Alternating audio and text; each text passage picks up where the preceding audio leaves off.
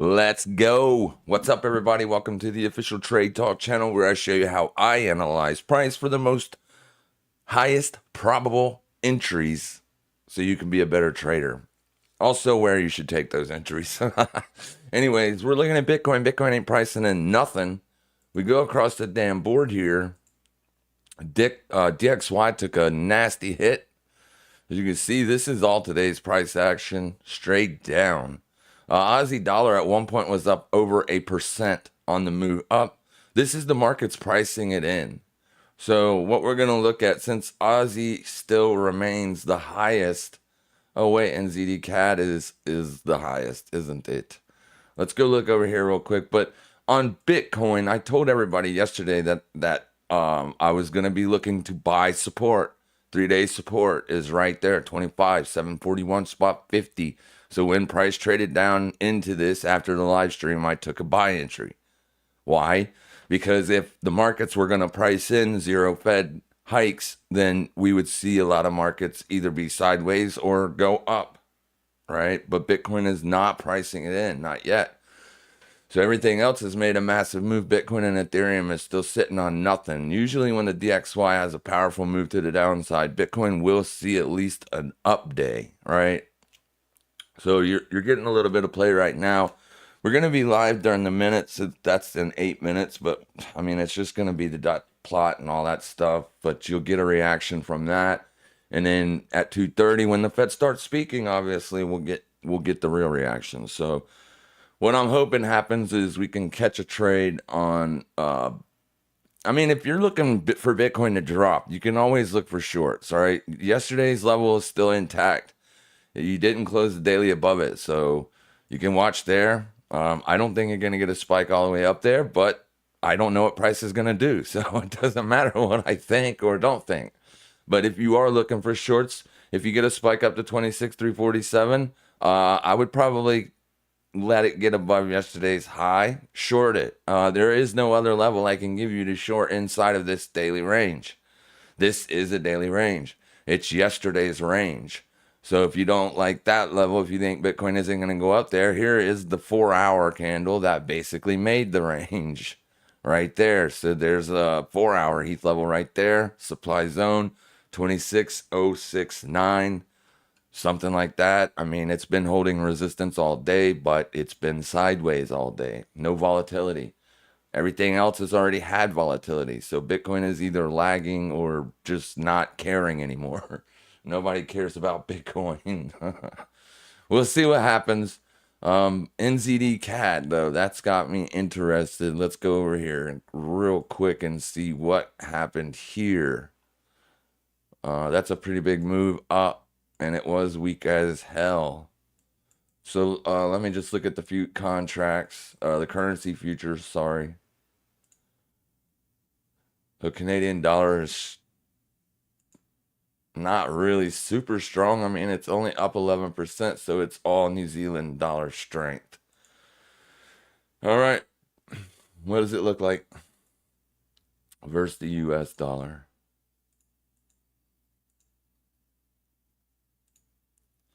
All right, so this one is up more than anything else.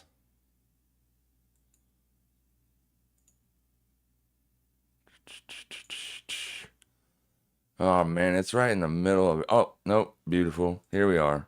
All right, so we got something there. We got something there. So if they, I'm not expecting them to come out and hike, right? I'm expecting them to pause like everybody else. I mean, there's a 94%, 95.4% chance that they're going to pause.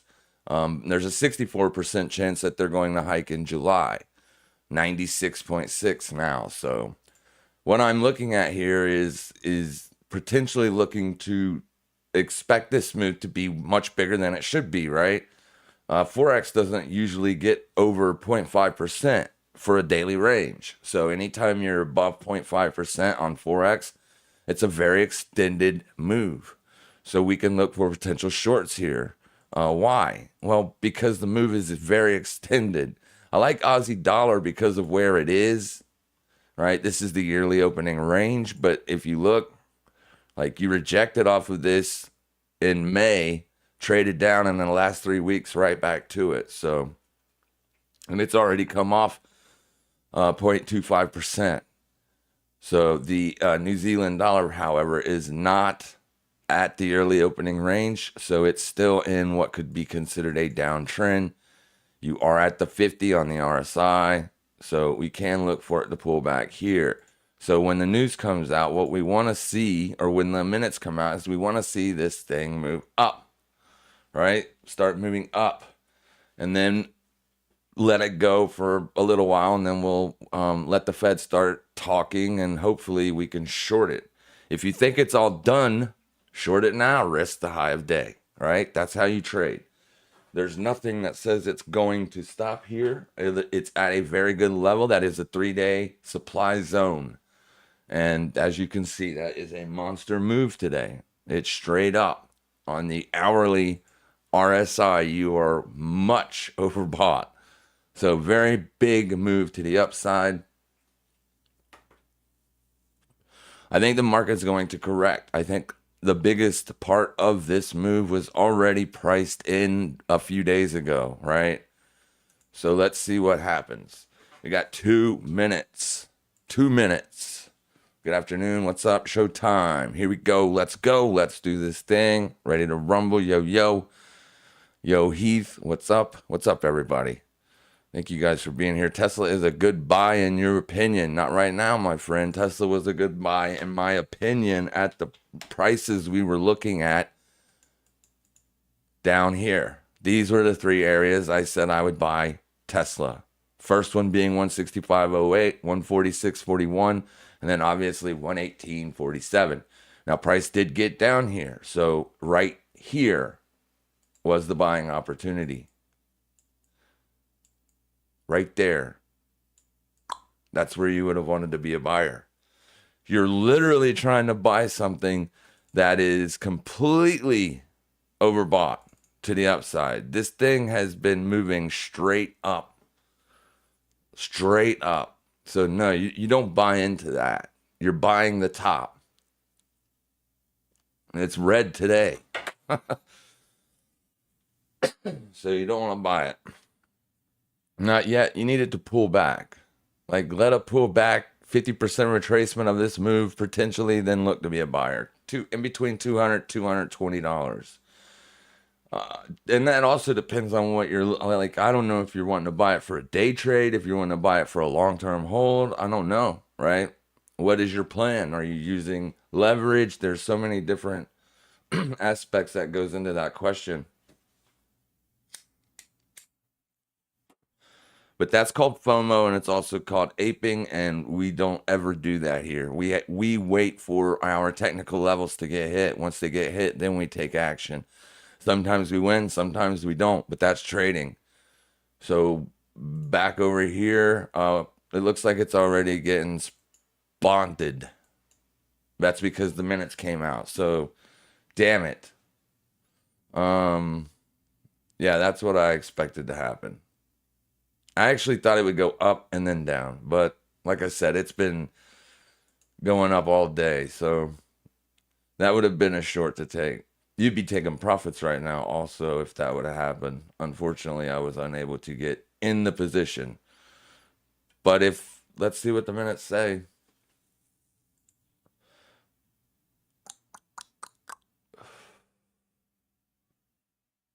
So we are not doing it. All right. So that's it, right? That's it. They are not going to hike rates. It was 5.25 last month. It was expected to stay the same, and it did stay the same. So let's see, what are you going to do, Bitcoin? Are you going to go up? Or are you going to go down? Or are you going to continue to go sideways? Bitcoin just tested hourly support, by the way, if you want to buy it. Like, I don't know if I'd buy it up here above daily support, above this, but intraday there is support. This candle, that's your support. If this candle closes under it, then obviously you don't want to mess with it. You won't know that till 3 o'clock. So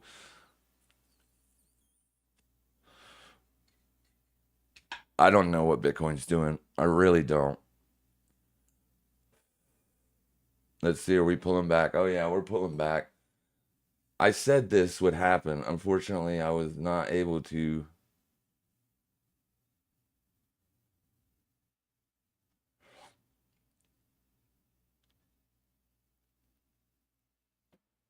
All right, so this is here. Let me just do this real quick.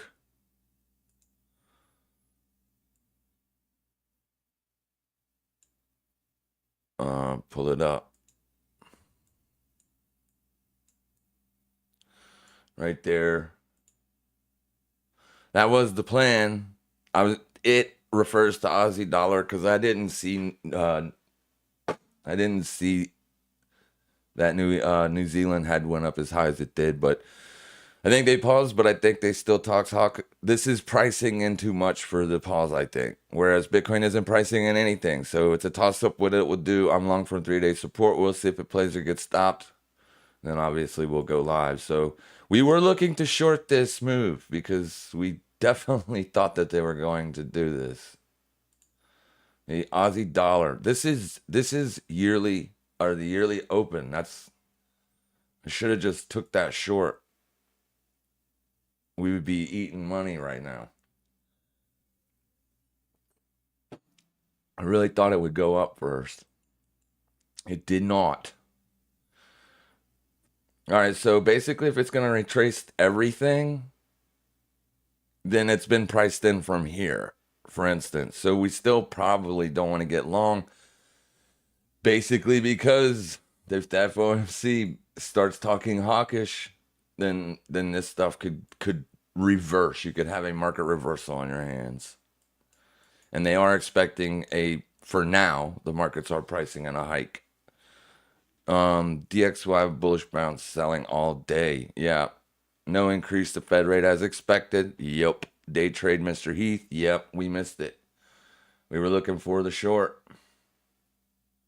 because it was too overpriced. Pound is still up 0.32%. This was the initial move that I was wanting to see on Aussie, on New Zealand. Let's go back to New Zealand. It's still up, but that would have been a hell of a move to take. See, this is a 3-day level, right?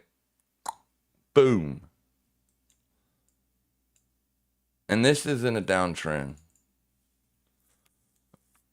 You're above the 50 on the daily, but you're below it on the 3-day. So this was the move that I was wanting to catch. Right there. Now it's too late because it's already back at the 50. Damn it. Anyways, what is Bitcoin doing? Did it fall off too? Let me move this so I can just keep an eye on Bitcoin. No, it is still not doing nothing. Bitcoin not doing nothing. I mean, it is. It's a big red candle.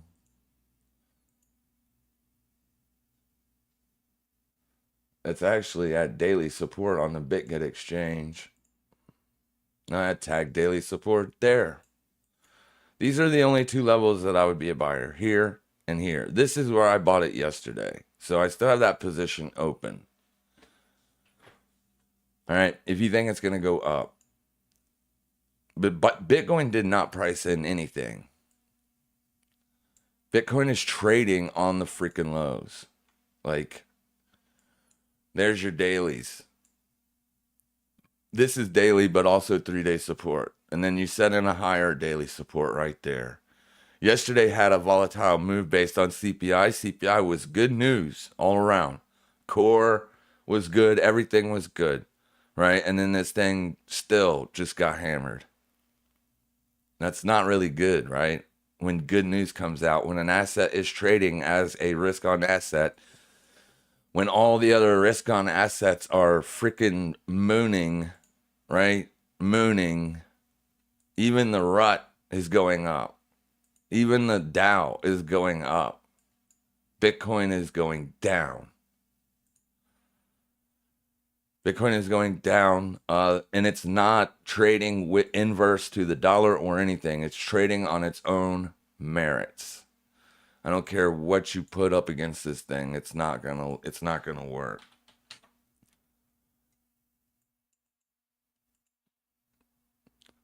Well, yeah, you can't do it with the dollar.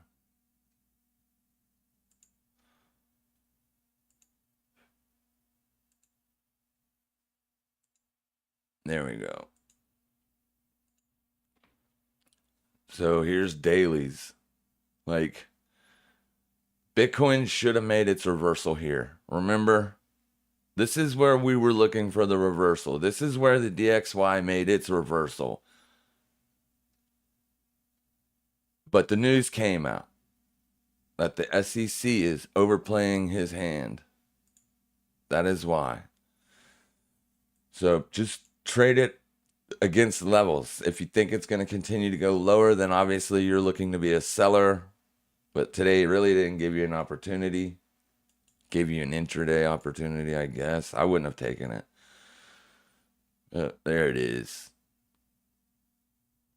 Got all the way down to the 3-day support.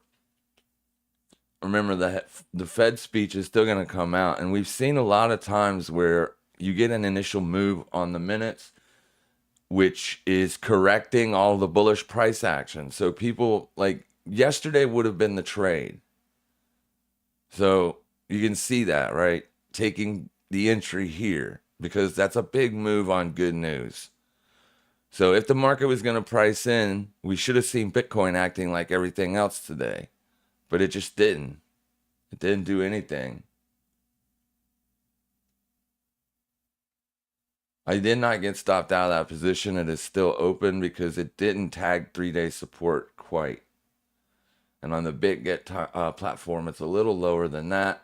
I still have a very small short position on, but I'm going to end up closing it and reopening a new short position if this thing doesn't get anything going pretty soon. Yeah, so like, let's just, for instance, go back and look at Tesla now that the news is out. See what would have happened if you would have bought it? You'd be in the red big time. Because that's what it looks like intraday. Like, here's your open. You just made a fresh daily low.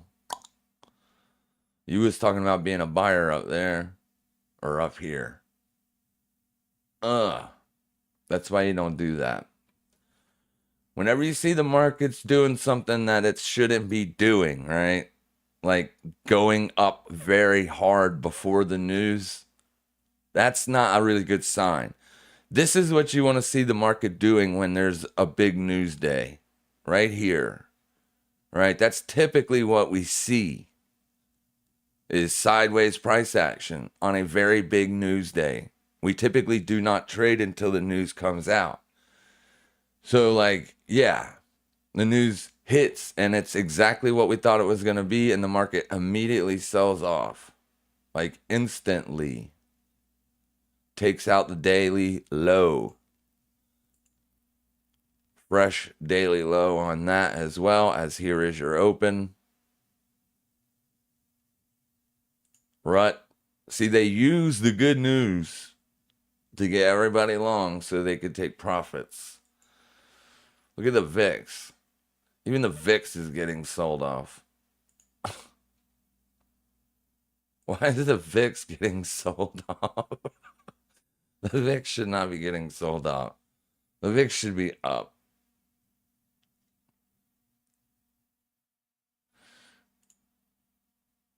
Damn it.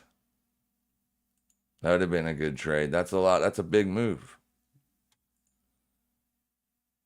That's over 47 pips.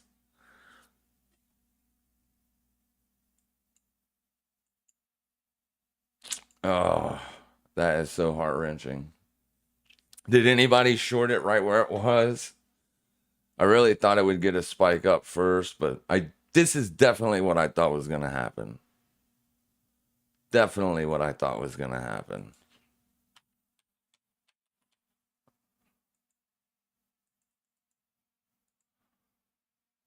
It's still up 50% on the day, 0.5% on the day. That's how big of a move this thing had today.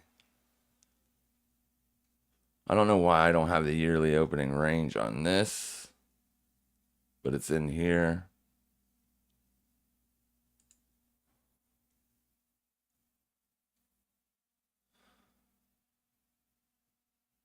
Right there.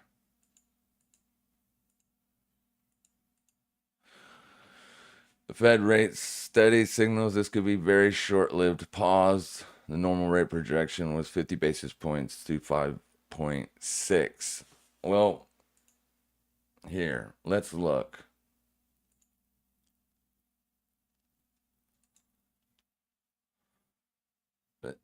This right here, like at one point it was trading at around 6%, but it's not now, right? So this is the market's pricing in what they think the Fed is going to do.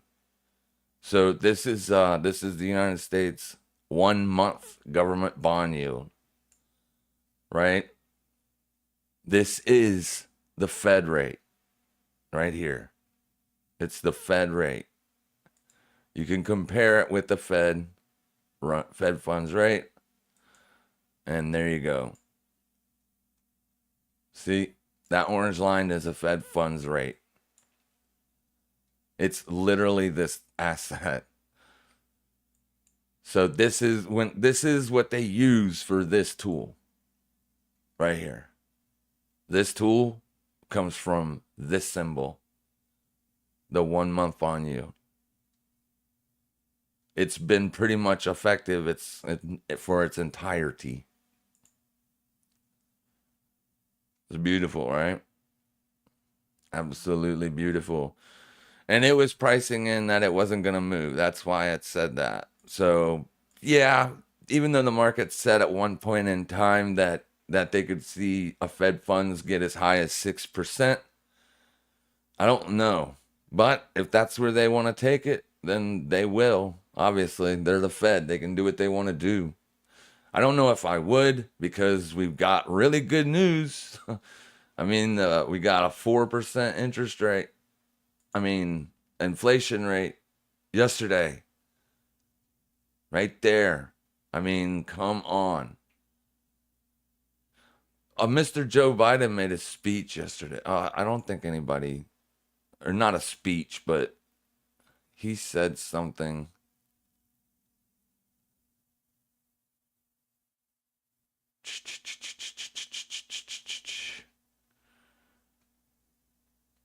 Yeah, anyways, he said it was his 2-year plan, or his 1-year plan is working to bring inflation down.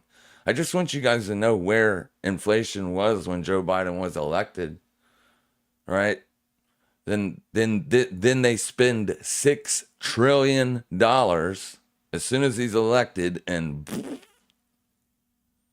so make no mistake, that shit is straight bullshit.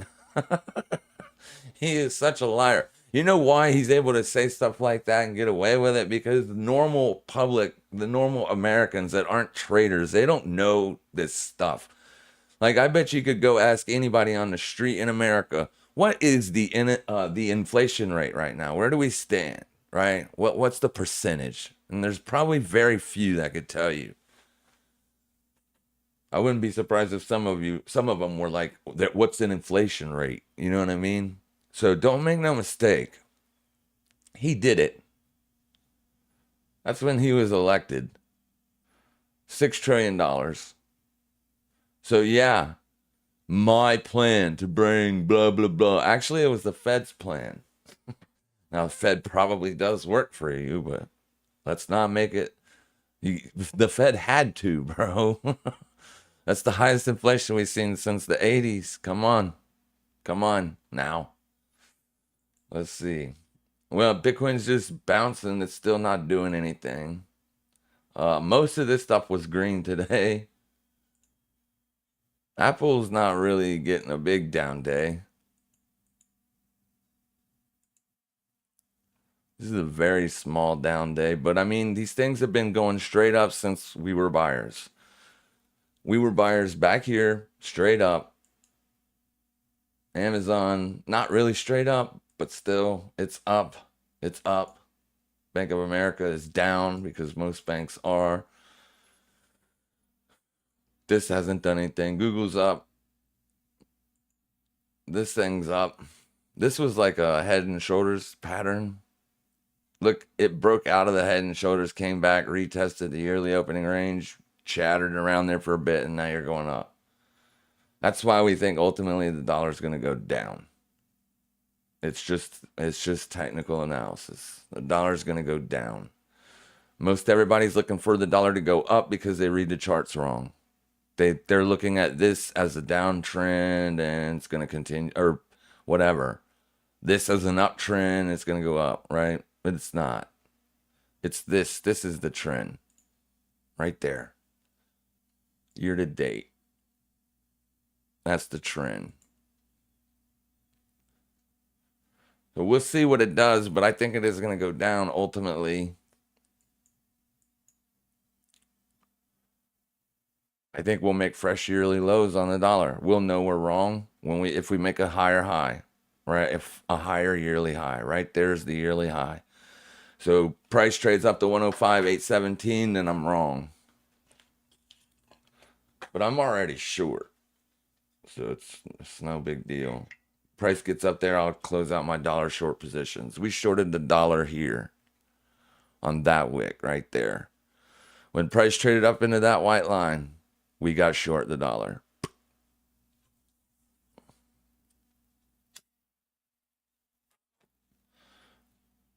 DXY took out the weekly target for me. Weekly open May 15. DXY bounce, yes. And NVIDIA is still up. Is it? Yeah, NVIDIA, man, it's just hype. But we've seen bubbles that go really, really, really far. Yeah, I mean, it made a fresh all-time high today. You don't want to buy stocks that are making fresh all-time highs. You just don't. I mean, there's not really, I can't explain it to you. Like, obviously, people look at it as there is no resistance up above that, right? Because there's no technical resistance that can be up there. So therefore, it can literally keep going and going and going and going, which is true. Which is true, right? It can. But you can also see here was an all-time high. There was a breakout and it failed, right? Here was another breakout here and it failed, right? So you got multiple failures before you actually did start to rip. What time is this 4-hour candle close? If it closes pretty damn soon, we need to keep an eye on it because it could still be a potential buy. Oh, 2 hours from now almost.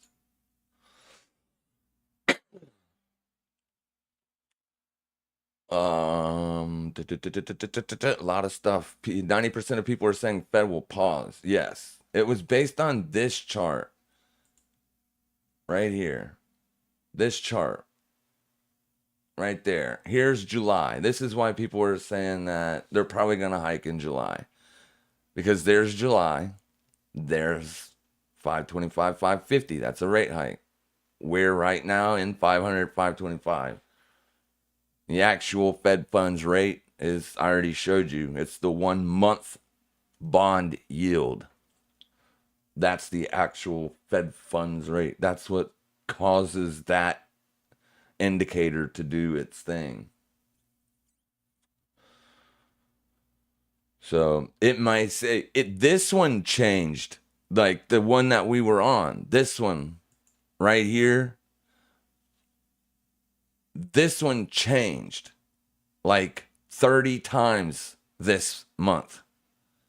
There was a time when they were going to hike, and then it dropped, and then there was a time that this was higher, then the hike was higher. I mean, this moves. Like I said, it's because of the market. It moves based on the market. So you really won't know till you get really close, right? So I don't care. This is what I know. We got better than expected core CPI. It was better than expected. Here it is. Wait, no, this is PPI. This is also good too. We got better numbers there too, but that's the wrong one. I have to go to yesterday. Right in there, right? This is good. It came down. This is last month. This is what they were expecting. That's what happened. I saw some tweets yesterday that said that it was worse than expected, which is horseshit.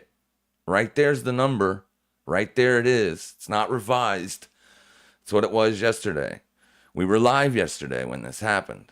That's good. It's not going up, right? That's core CPI.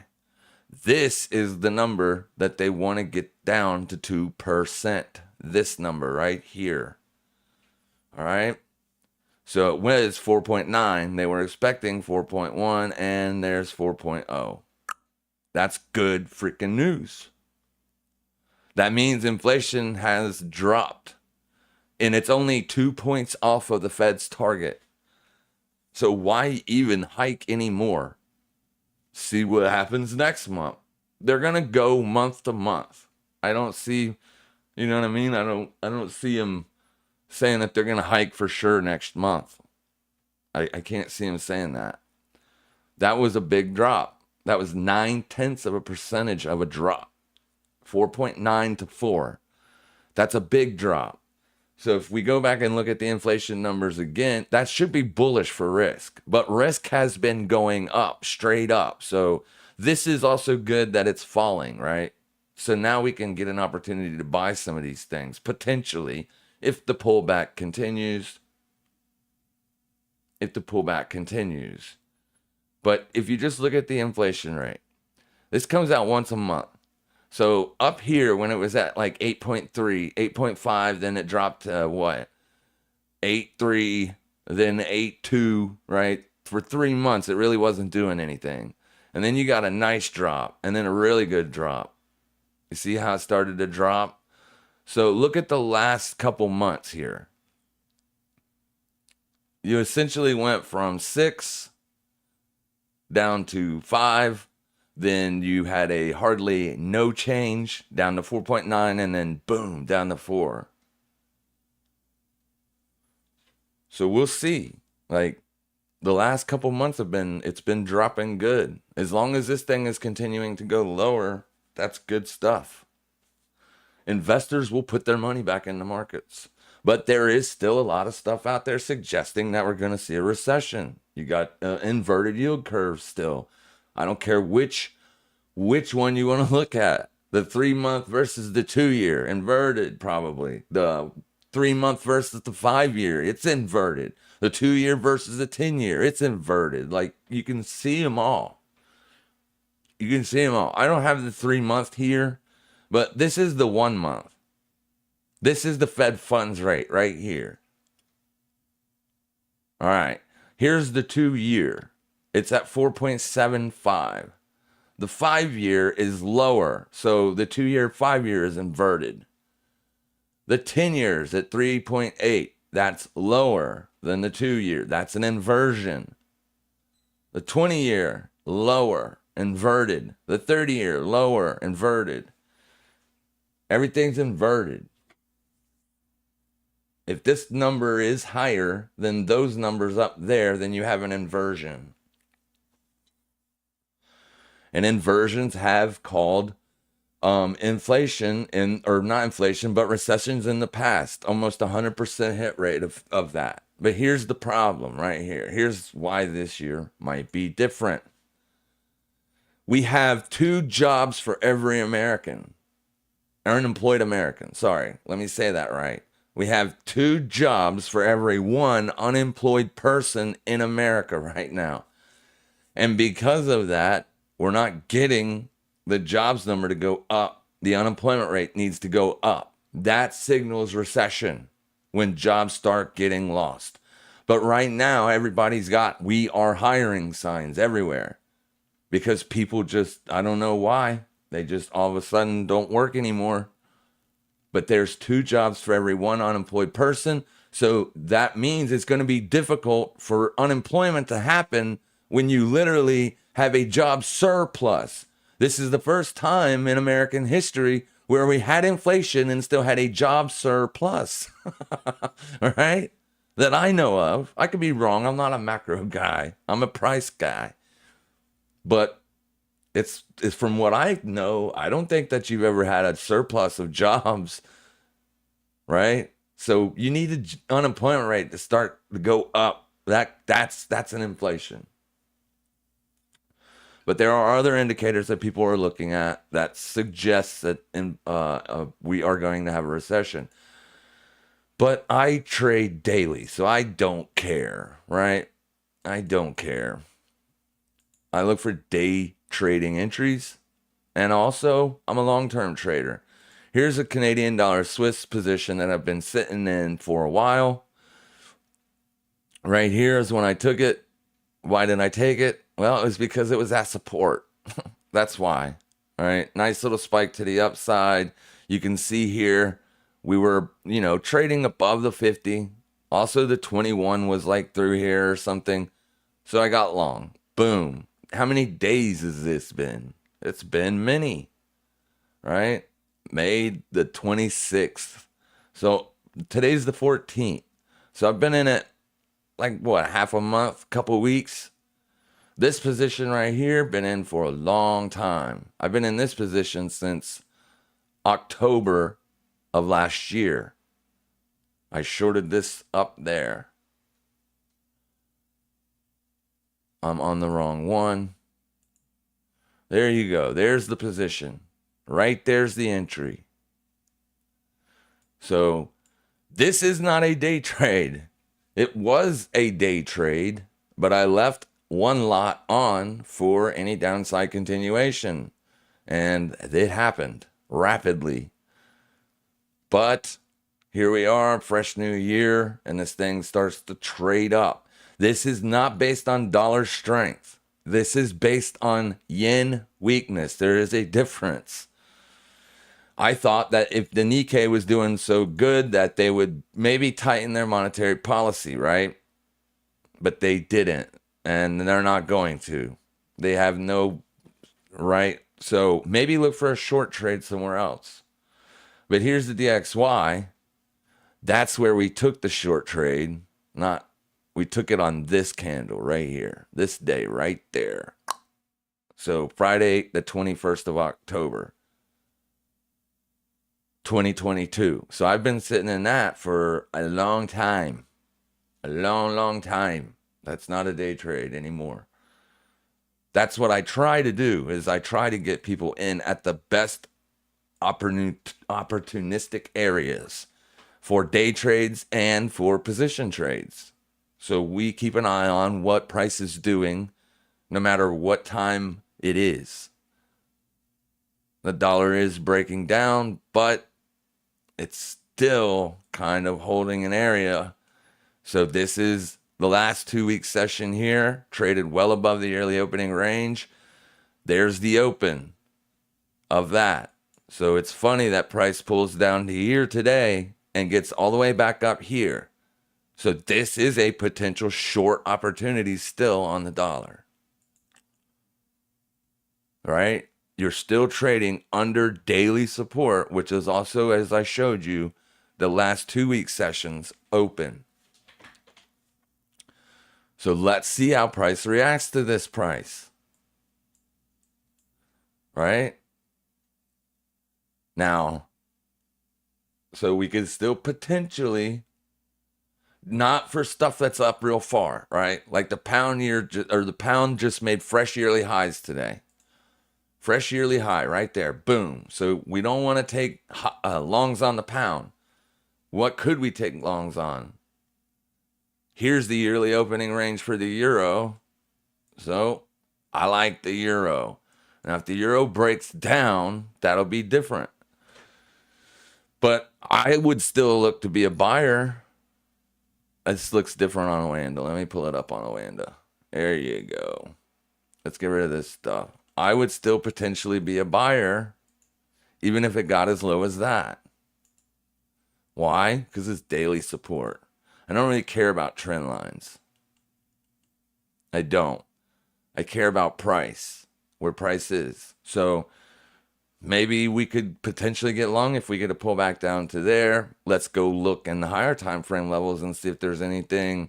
See, this right here just looks like a short, don't it?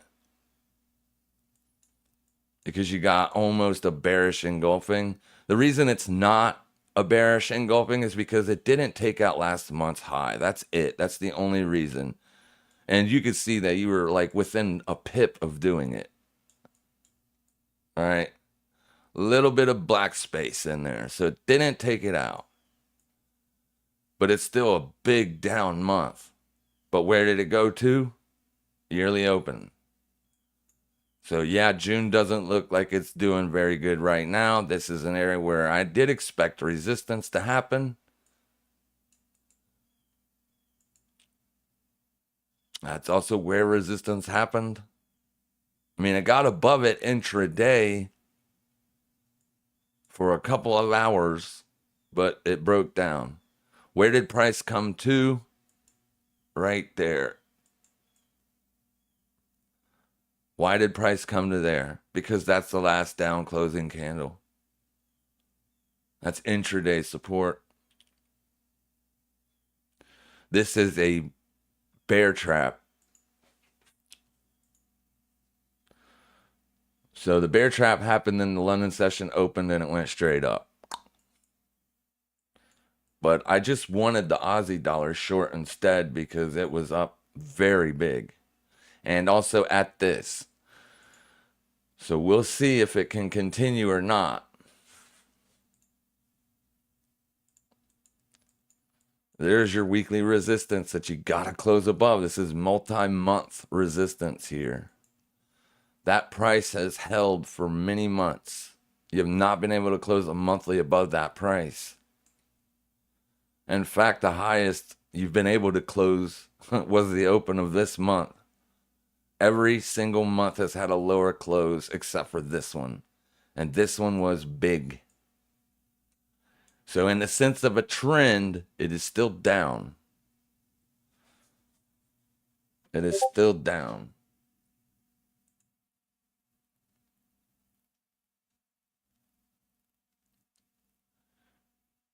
Sorry. Middle of last year. Nonetheless, inflation pressures continue to run high, and the process of getting inflation back down to 2% has a long way to go. I forgot it. The median projection in the SEP for total PCE inflation is 3.2% this year, 2.5% next year, and 2.1% in 2025. Core PCE inflation, which excludes volatile and food and energy prices, is projected to run higher than total inflation, and the median projection has been revised in the SEP up to 3.9% this year. Despite elevated inflation, longer-term inflation expectations appear to remain well anchored, as reflected I in get on a rant of surveys of households, businesses, and forecasters, as well as measures from financial markets. The Fed's monetary policy actions are guided by our mandate to promote maximum employment and stable prices for the American people. My colleagues and I are acutely aware that high inflation imposes hardship as it erodes purchasing power, especially for those least able to meet the higher costs of essentials like food, housing, and transportation. We are highly attentive to the risks that high inflation poses to both sides of our mandate, and we are strongly committed to returning inflation to our 2% objective. As I noted earlier, since early last year, we have raised our policy rate by 5 percentage points. The quickest in history, I might add. Policy tightening on demand in the most interest rate sensitive sectors of the economy, especially housing and investment.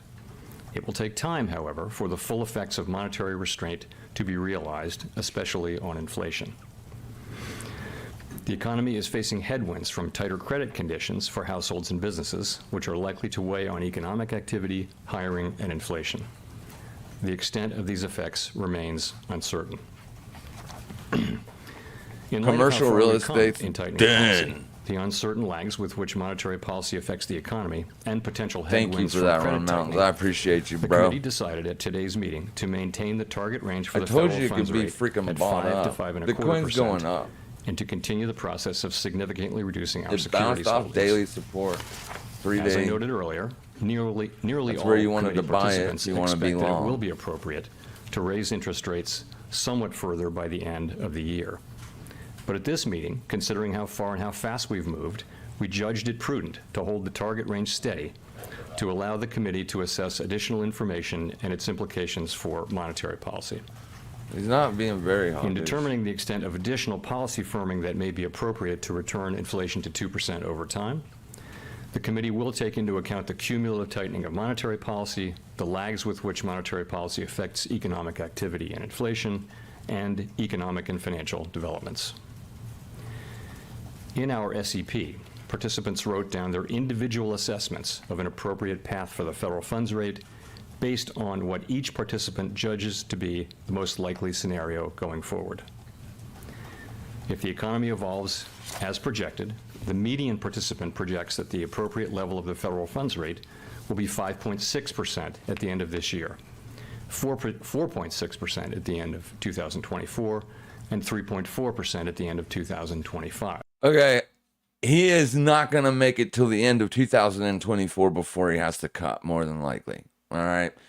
Inflation has been trending down very rapidly with the cuts. All right. So he's smoking crack if he thinks that it won't be until late 2024 before he starts cutting. Stability goals.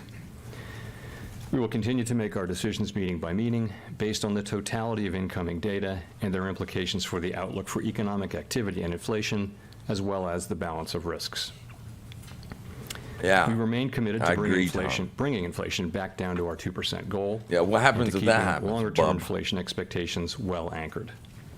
Reducing inflation is likely to require a period of below-trend growth and some softening of labor market conditions. Restoring price stability is essential to set the stage for achieving maximum employment and stable prices over the longer run. But you don't even have maximum To employment. conclude, we understand that our actions affect communities, families, and businesses across the country. Everything we do at the Fed is in service to our public mission. We will do everything we can to achieve our maximum employment and price stability goals. Thank you, and I look forward to your questions. You have shit to say. Nothing. I must have missed all the important stuff in the first 5 minutes. Thank you, Colby Smith with the Financial Times. I'm curious what gives you and the committee the confidence that waiting will not be counterproductive at a time when the monthly pace of core inflation is still so elevated. Interest rate sensitive sectors like housing, while they've felt the drag of the past Fed actions, have started to recover in some regions, and financial conditions, most recently were easing. I'll take this one. It's because we got a 9/10 of a drop on the inflation rate of the country. So we're gonna wait. Started our rate hikes early last year. We said there were 3 issues that would need to be addressed kind of in sequence. And that of the speed of tightening, the level to which rates would need to go, and then the period of time over which we'd need to keep policy restrictive. So at the outset, going back 15 months, the key issue was how fast to move rates up, and we moved very quickly. Very fast. By historical standards. Then last December, after 4 consecutive 75 basis point hikes, we moderated to a pace of a 50 basis point hike, and then this year to 3 25 basis point hikes at sequential meetings. So it seemed to us to make obvious sense to moderate our rate hikes as we got closer to our destination. So the decision to consider not hiking at every meeting and ultimately to hold rates steady at this meeting, I would just say it's a continuation of that process. The main issue that we're focused on now is determining the extent of additional policy firming that may be appropriate to return inflation to 2% over time. So the pace of the If you increases bought and that, the ultimate level of please increases take are profits, separate variables. because you did nice. Given how You did far good. we Right. have come, Just it take may make profits, sense move your for rates stop to to move this higher, white but line. at a more moderate pace. I want to stress one All more right. thing, and that is Do that. Thank you. the committee decision made today was only about this meeting. We didn't make any decision about going forward, including what would happen at the next meeting, including we did not decide or really discuss anything about going to an every other meeting kind of an approach or really any other approach. We really were focused on what to do at this meeting. So there was no kind of initial debate about the possibility of July, any sense of the initial support at this stage for that move? So again, we didn't make a decision about July. I mean, of course, it came up in the in the meeting from time to time, but really the focus was on what to do today. I would say about July, two things. One, decision hasn't been made. Two, I do expect that it will be a live meeting. Boom. Because the market hasn't priced it in yet, woman. These people think that they go by something, you know what I mean? Like, they have to watch the data as it comes in. They can't just simply, yeah, we're gonna rate hike for the rest of the year. We don't give a shit that what the markets say. No, that's not how it works. The market prices in the rate hikes almost perfectly. Sure. The labor market's And it's still too far away to look at July's expectation of a rate cut. That number will change depending on what the market does. Consistent with, but on the high side of expectations. So, and if you go back to the former SEP, the last SEP in March, you will see that growth moved up. These are not huge moves, but growth estimates moved up a bit. Unemployment estimates moved down a bit. Inflation estimates moved up a bit. And, you know, all three of those kind of point in the same direction, which is, you know, that perhaps more restraint will be necessary than we had thought at the last. See, they want unemployment to pop. That's what they want, because unemployment helps with inflation. It helps it. It just does. Where's the disinflation going to come from? And, you know, I don't think the story has really changed. The committee has consistently said and believed that the process of getting inflation down is going to be a gradual one. It's going to take some time. And I think you go back to the three-part framework for core PCE inflation, which is, we think, as good an indicator as you can have for where inflation is going forward. You start with goods. With goods, we need to see continued healing in supply conditions, supply-side conditions. They've definitely improved a substantial amount, but if you talk to people in business, they will say it's not back to where it was. So that's one thing, and that should enable goods prices to continue, goods inflation to continue to come down over time. In terms of housing services inflation, that's another big piece, and you are seeing there that new rents, new leases are coming in at low levels, and it's really a matter of time as that goes through the pipeline. In fact, I think any forecast that people are making right now about inflation coming down this year will contain a big dose of this year and next year will contain a good amount of disinflation from that source, and that's, again, probably going to come slower than we would expect. That leaves, you know, the big sector, which is a little more than half, pardon me, of core PCE inflation. That's non-housing services, and, you know, we see only the earliest signs of disinflation there. It's a sector, it's a very broad and diverse sector. I would say in a number of the parts of that sector, the largest cost would be wage costs. It's the service sector, so it's heavily labor intensive, and I think many analysts would say that the key to getting inflation down there is to have a continuing loosening in labor market conditions, which we have seen. We have actually seen, you know, I go through a number of indicators suggesting there's been some loosening in labor market conditions. We need to see that continue. I would almost say that the conditions that we need to see in place to get inflation down are coming into place, and that would be growth meaningfully below trend. It would be a labor market. Zach, I got long at 3-day support yesterday. You know what I mean? I expected prices to stay higher because of everything. You got an opportunity today to buy it. I mean, I am almost 100% positive I was live and said, you're at the point where you want to be a buyer if you think Bitcoin's going to go up. Now, I don't know if it'll continue to go up. Obviously, he could say something in the next 5 minutes to cause it to go back down, and Bitcoin's in a downtrend, but this is good. Everything that we've seen has been good for risk markets, and Bitcoin is still a risk market. It's just, it's not trading correlated to anything anymore. It's not correlated to risk. It's not correlated to the dollar, or inversely correlated to the dollar. It's just doing its own thing, and that's got a lot to do with Gary Gensler. Without those comments, without those forceful actions he's taken against Binance and Coinbase, I have no doubt in my mind that Bitcoin would have bounced right here in this area and broke out to the upside. I have no doubt that would have happened. The reason we're trading down here is because of this candle. That is Gary Gensler right there. This was a short squeeze, so ignore this. This was a short squeeze. Ignore that because it only took us a few days to get right back down there. And we're still down there. So I don't know if it's going to pop. You know what I mean? I don't know if it's going to go up, but you are trading at the lowest parts since the uptrend started, right? Here you are. Like last week, put in the lowest low since, you got above this price. Here was just one big, gigantic candle that blasted through there. All right, because of all the shorts that were stacked up. So shorts have been wrong all year long, and I'll maintain that. Now, it's only June, so... But we don't know what the extent is. We'll have some more time to see that unfold. I mean, it's just the idea that we're trying to get this right, and this is if you think of the two things as separate variables, then I think that the skip, I shouldn't call it a skip, the decision makes sense. I know you said July is live with only one June employment, with only the June employment and the CPI report for June due to be released before the July meeting. You get the ECI after, you get the senior loan officer survey after, you get some bank earnings at the end of next month.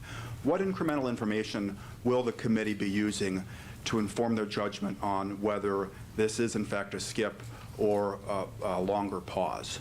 Well, I think you're adding that to the data that we've seen since the last meeting too. Since we chose to maintain rates at this meeting, it'll really be a 3-month period of data that we can look at. And I think that's a full quarter, and I think you can draw more conclusions from that than you come from any 6-week period. We'll look at those things. We'll also look at the evolving risk picture. We'll look at what's happening in the financial sector. We'll look at all the data, the evolving outlook, and we'll make a decision. Gina. Tina. Thanks for taking our questions. Gina Smilek, New York Times. Gina, You sorry. obviously, in your forecast, marked up the sort of path for growth, marked down the path for unemployment, and marked up the path for inflation pretty notably. I wonder, since March, what has changed to make you think that the economy is a lot more resilient and inflation is going to be a lot more stubborn?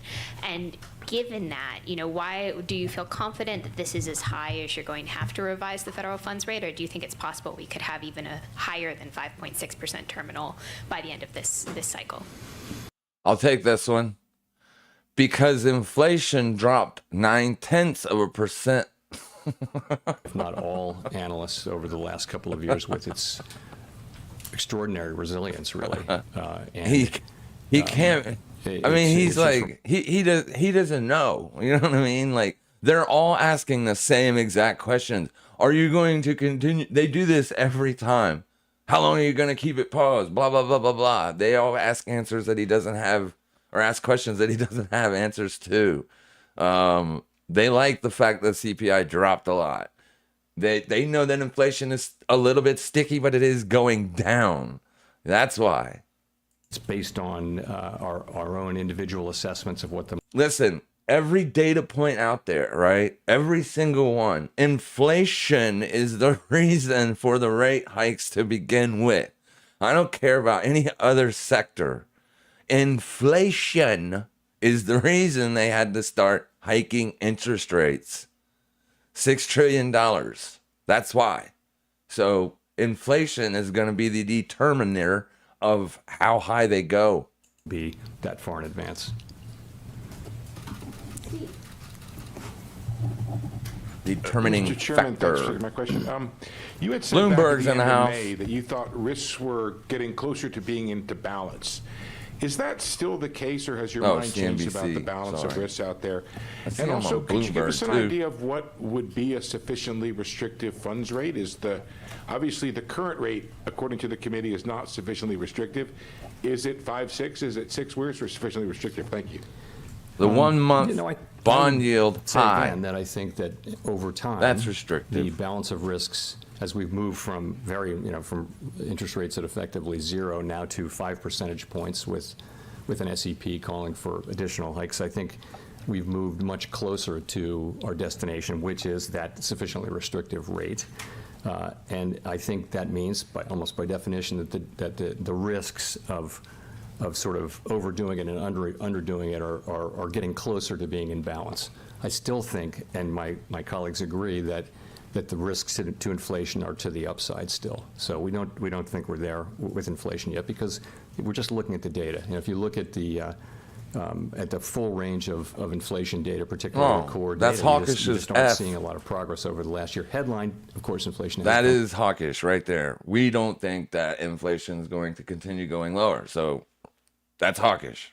Sufficiently. So I think, what we'd like to see is credible evidence that inflation is topping out and then beginning to come down. That's what we want to see. Of course, that's what we want to see.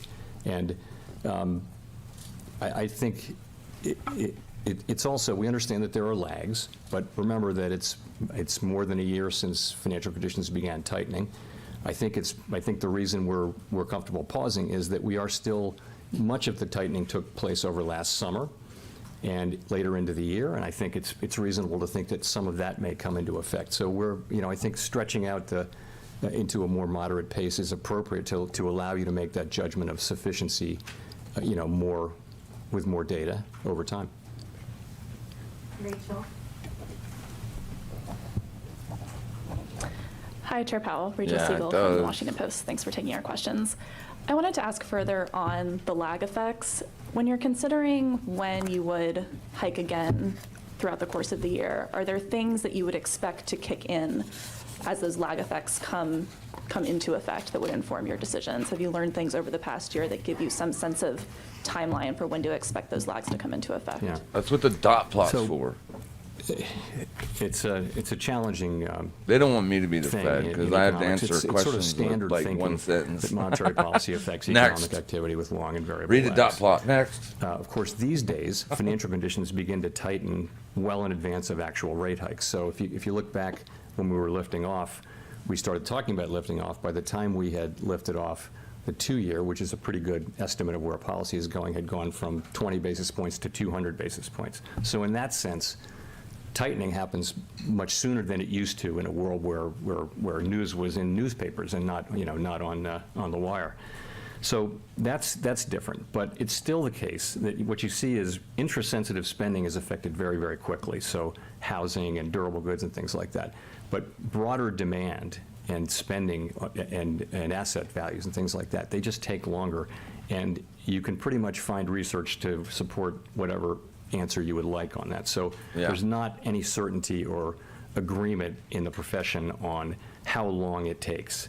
So, and that makes it challenging, of course. So we're looking at the calendar, we're looking at what's happening in the economy, we're having to make these judgments. Again, it's one of the main reasons why it makes sense to go at a slightly more moderate pace now as we seek that ultimate. I can't point to that ultimate endpoint. I can't point to a specific data point. I think we'll see it when we see inflation, really, really flattening out reliably and then starting to soften. I think we'll know that it's working. And ideally, by taking a little more time, we won't go well past the level where we need to go. So I we'll was pull curious out if a you could give us an PCE. update on what you're seeing on credit tightening since the bank incidents from March and how you're teasing that out apart from these lag effects. So it's too early still to try to assess the full extent of what that might mean. And that's something we're going to be watching, of course. And if we were to see what we would view as significant tightening beyond what would normally be expected because of this channel, then we would factor that into account in making rate decisions. So that's how we think about it. But this is right here.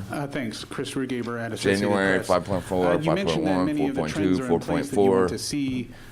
Core services ex housing has come in pretty low in the past couple of months. That's PCE. And as you noted, a significant portion of core inflation is now housing prices, and then we've had some quirks in used car prices. So given that these trends are in place, I guess I'm sort of asking the flip side of Nick's question, why signal additional rate hikes? Aren't things headed in the direction you need? Why not simply give it even more time? Or it's surprising to see so much hawkishness in the dots, given what we're seeing recently. Yeah, so, I agree. Remember, we've But he we're has data that we don't have, 2.5 obviously. years into this, or 2.25 years into this, and forecasters, including Fed forecasters, have consistently thought that inflation was about to turn down, and traditional, not, typically forecasted that it would, and been wrong.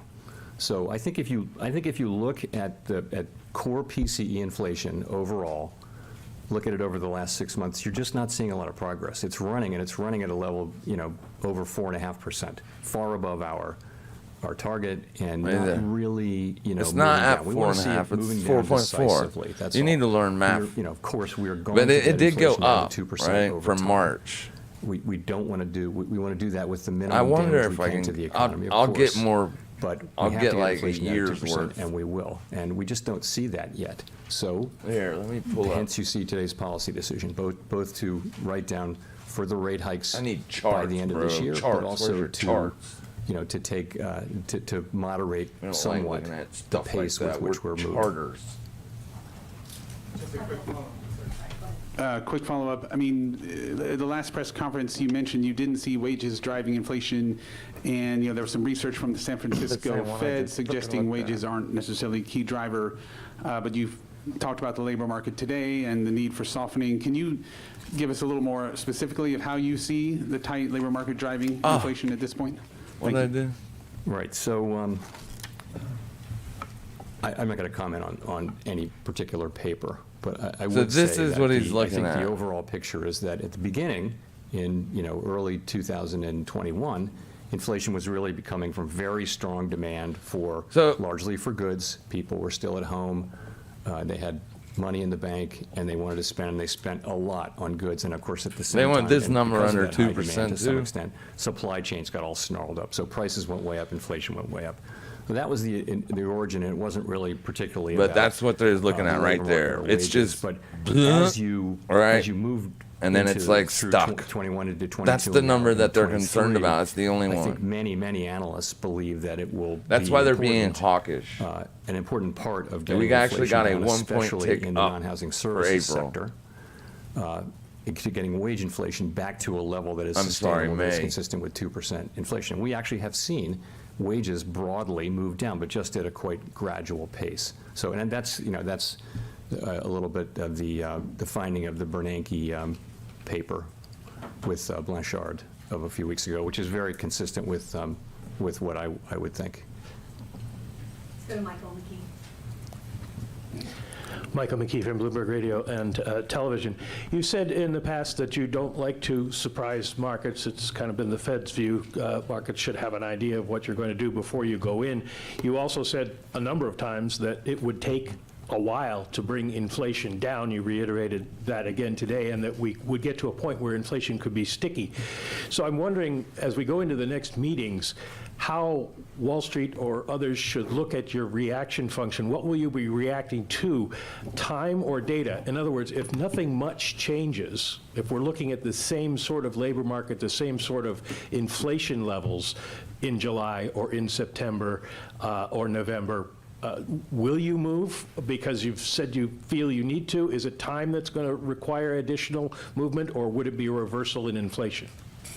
So I don't want to deal with hypotheticals about different ways data might move out. So we of course we don't go out of our way to surprise markets or the public. At the same time, our main focus has to be on getting the policy right, and that's what we're doing here, and that's what we'll do for the upcoming meetings. I will say the July meeting will be live, and Core inflation is higher because it we'll just doesn't have to see. include I the think energy you'll see sector the that data, is you'll being hear destroyed Fed by people global talking about it, and markets ESG will have to regulations. make a judgment. Well, do you think inflation is likely to continue coming down based on the lags and based on your threat of additional? It's kind of difficult, right? When they say inflation, they're not like talking about one specific thing that you can look at, I guess. I mean, they're talking about it all grouped up in one big thing. Like, you can look at all the different tools, the PCE, the core, and the everything. FOMC participant thinks it'll go down I guess. to 3.9 on a 12-month But I like to basis. look at the This is inflation rate by the end of itself. this year. So that's expecting pretty substantial progress. Year over year. That's a pretty significant decline for half a year. So that's the forecast. Inflation has come we down do over try to half. be transparent in our reaction function. We're Since committed June. to getting inflation down. And even Biden that's said the number that. one thing. So that's how I think about it. The PCE stuck. Victoria. But I don't know Victoria if that's Guido going to with cause an Politico. uptick on the inflation Could you talk rate. about the balance sheet and how you're thinking about it? What are you looking for to judge whether we're approaching reserve scarcity, and is Treasury issuance going to affect that? Also, are you considering lowering the RRP rate in order to take some pressure off banks? So let me say, first of all, on the Treasury part of it, if I can talk about that, and then go back to the balance sheet. So on that, of course, we've been very focused on that for a couple of months, as everyone has. Treasury has laid out its borrowing plans publicly. Boring. I think we all saw it. I saw the Secretary's Borrowing. comments yesterday to the effect that Treasury has consulted widely with market participants about how to avoid market disruption, and that they're going to watch carefully for that. So that's from the Treasury, which actually sets the borrowings. At the Fed, we'll be monitoring market conditions carefully as the Treasury refills the TGA. The adjustment process is very likely got a to lower involve close on both the that 4 reduction hour. in the RRP facility Oh, and sorry, also 1 in hour reserves. candle. It's really hard to say at the beginning of this. It's lower than which will the be, support on which will be Bitcoin. greater. We are starting at a very high level of reserves and still elevated RRP to take up, for that matter. So we don't think reserves are likely to No, become that's hawkish. scarce in the near term or even over the course of the year. So that's the Treasury part of the answer. We will, of course, continue to monitor conditions in money markets, and we're prepared to make adjustments to make sure that I'd like to ask monetary him a policy question. transmission works. Did you guys close another the part 2 of your question? crypto-friendly banks because of the money that Are you or the Fed considering Now lowering program? the RRP rate to help take some pressure off banks? So we have a number of. I wonder what I he'd would say to say that. the RRP doesn't look like it's pulling money out of the banking system. It's actually been shrinking here lately.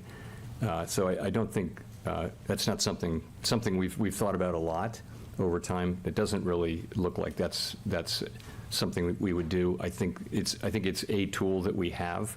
If we want to use it, we can. There are other tools we can use to address money market issues, but I wouldn't say that that's something that's likely that we would do in the near term.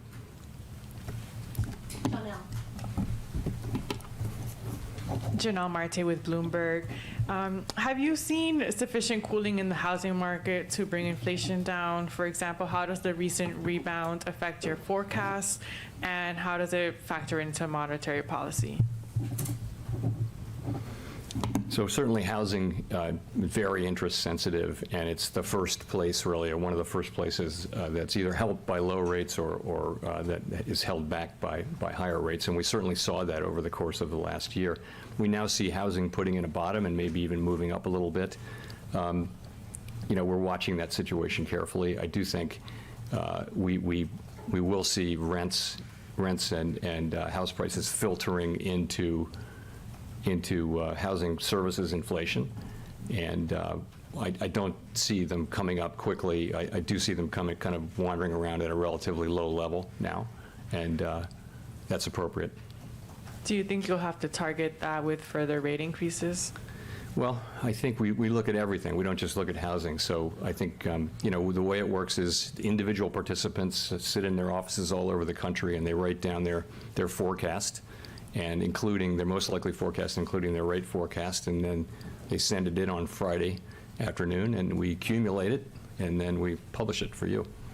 So that's how they do that. Well, I don't know that housing is itself going to be driving the rates picture, but it's part of it. Let's go to Edward. Thank you for taking the question, Mr. Chairman. Edward Lawrence with Fox Business. So I want to go back to comments you made about, in the past, about unsustainable fiscal path. The CBO... we got a Republican in the House. $2.8 trillion in 10 years. The CBO also says that federal debt will be $52 trillion by 2033. At what point do you talk more firmly with ZD lawmakers ripping about up fiscal responsibility? 1.25%. Assuming monetary policy Jesus, cannot man. handle Fuck alone this the inflation or speech. keep that inflation in check with the higher level spending. I don't do that. That's really not my job. We hope and expect that other policymakers that. will respect our independence on Short it now. monetary No, I'm policy. kidding. Don't. And we don't see ourselves as Where's Ozzy as, at? the judges don't- of appropriate don't- fiscal policy. I will Don't say, get and too- many of my predecessors have said that we are on an unsustainable fiscal path, and that needs to be addressed over time. But I think Yeah. trying to get into We need a whole into that new with lot federal of lawmakers politicians in the would be office. kind of A whole inappropriate brand new. given I our don't care if you're independence and our need Republican, to stick to our Democrat. knitting. Every single one of Is there you any get conversation then lost. about We're the starting federal reserve over. financing And we're not some of paying that you that we're either. seeing come down the pike? You have to, No, under no we'll circumstances. figure out a way. We're not paying them. Courtney. All the way back up almost. Thanks for taking our questions. There's the news Chair high. Powell. So looking at the SEP, it looks like You could still GDP for this potentially year short was it. raised significantly. Your forecast for GDP this Because year, he is hawkish. the unemployment rate, meanwhile, was pulled downward.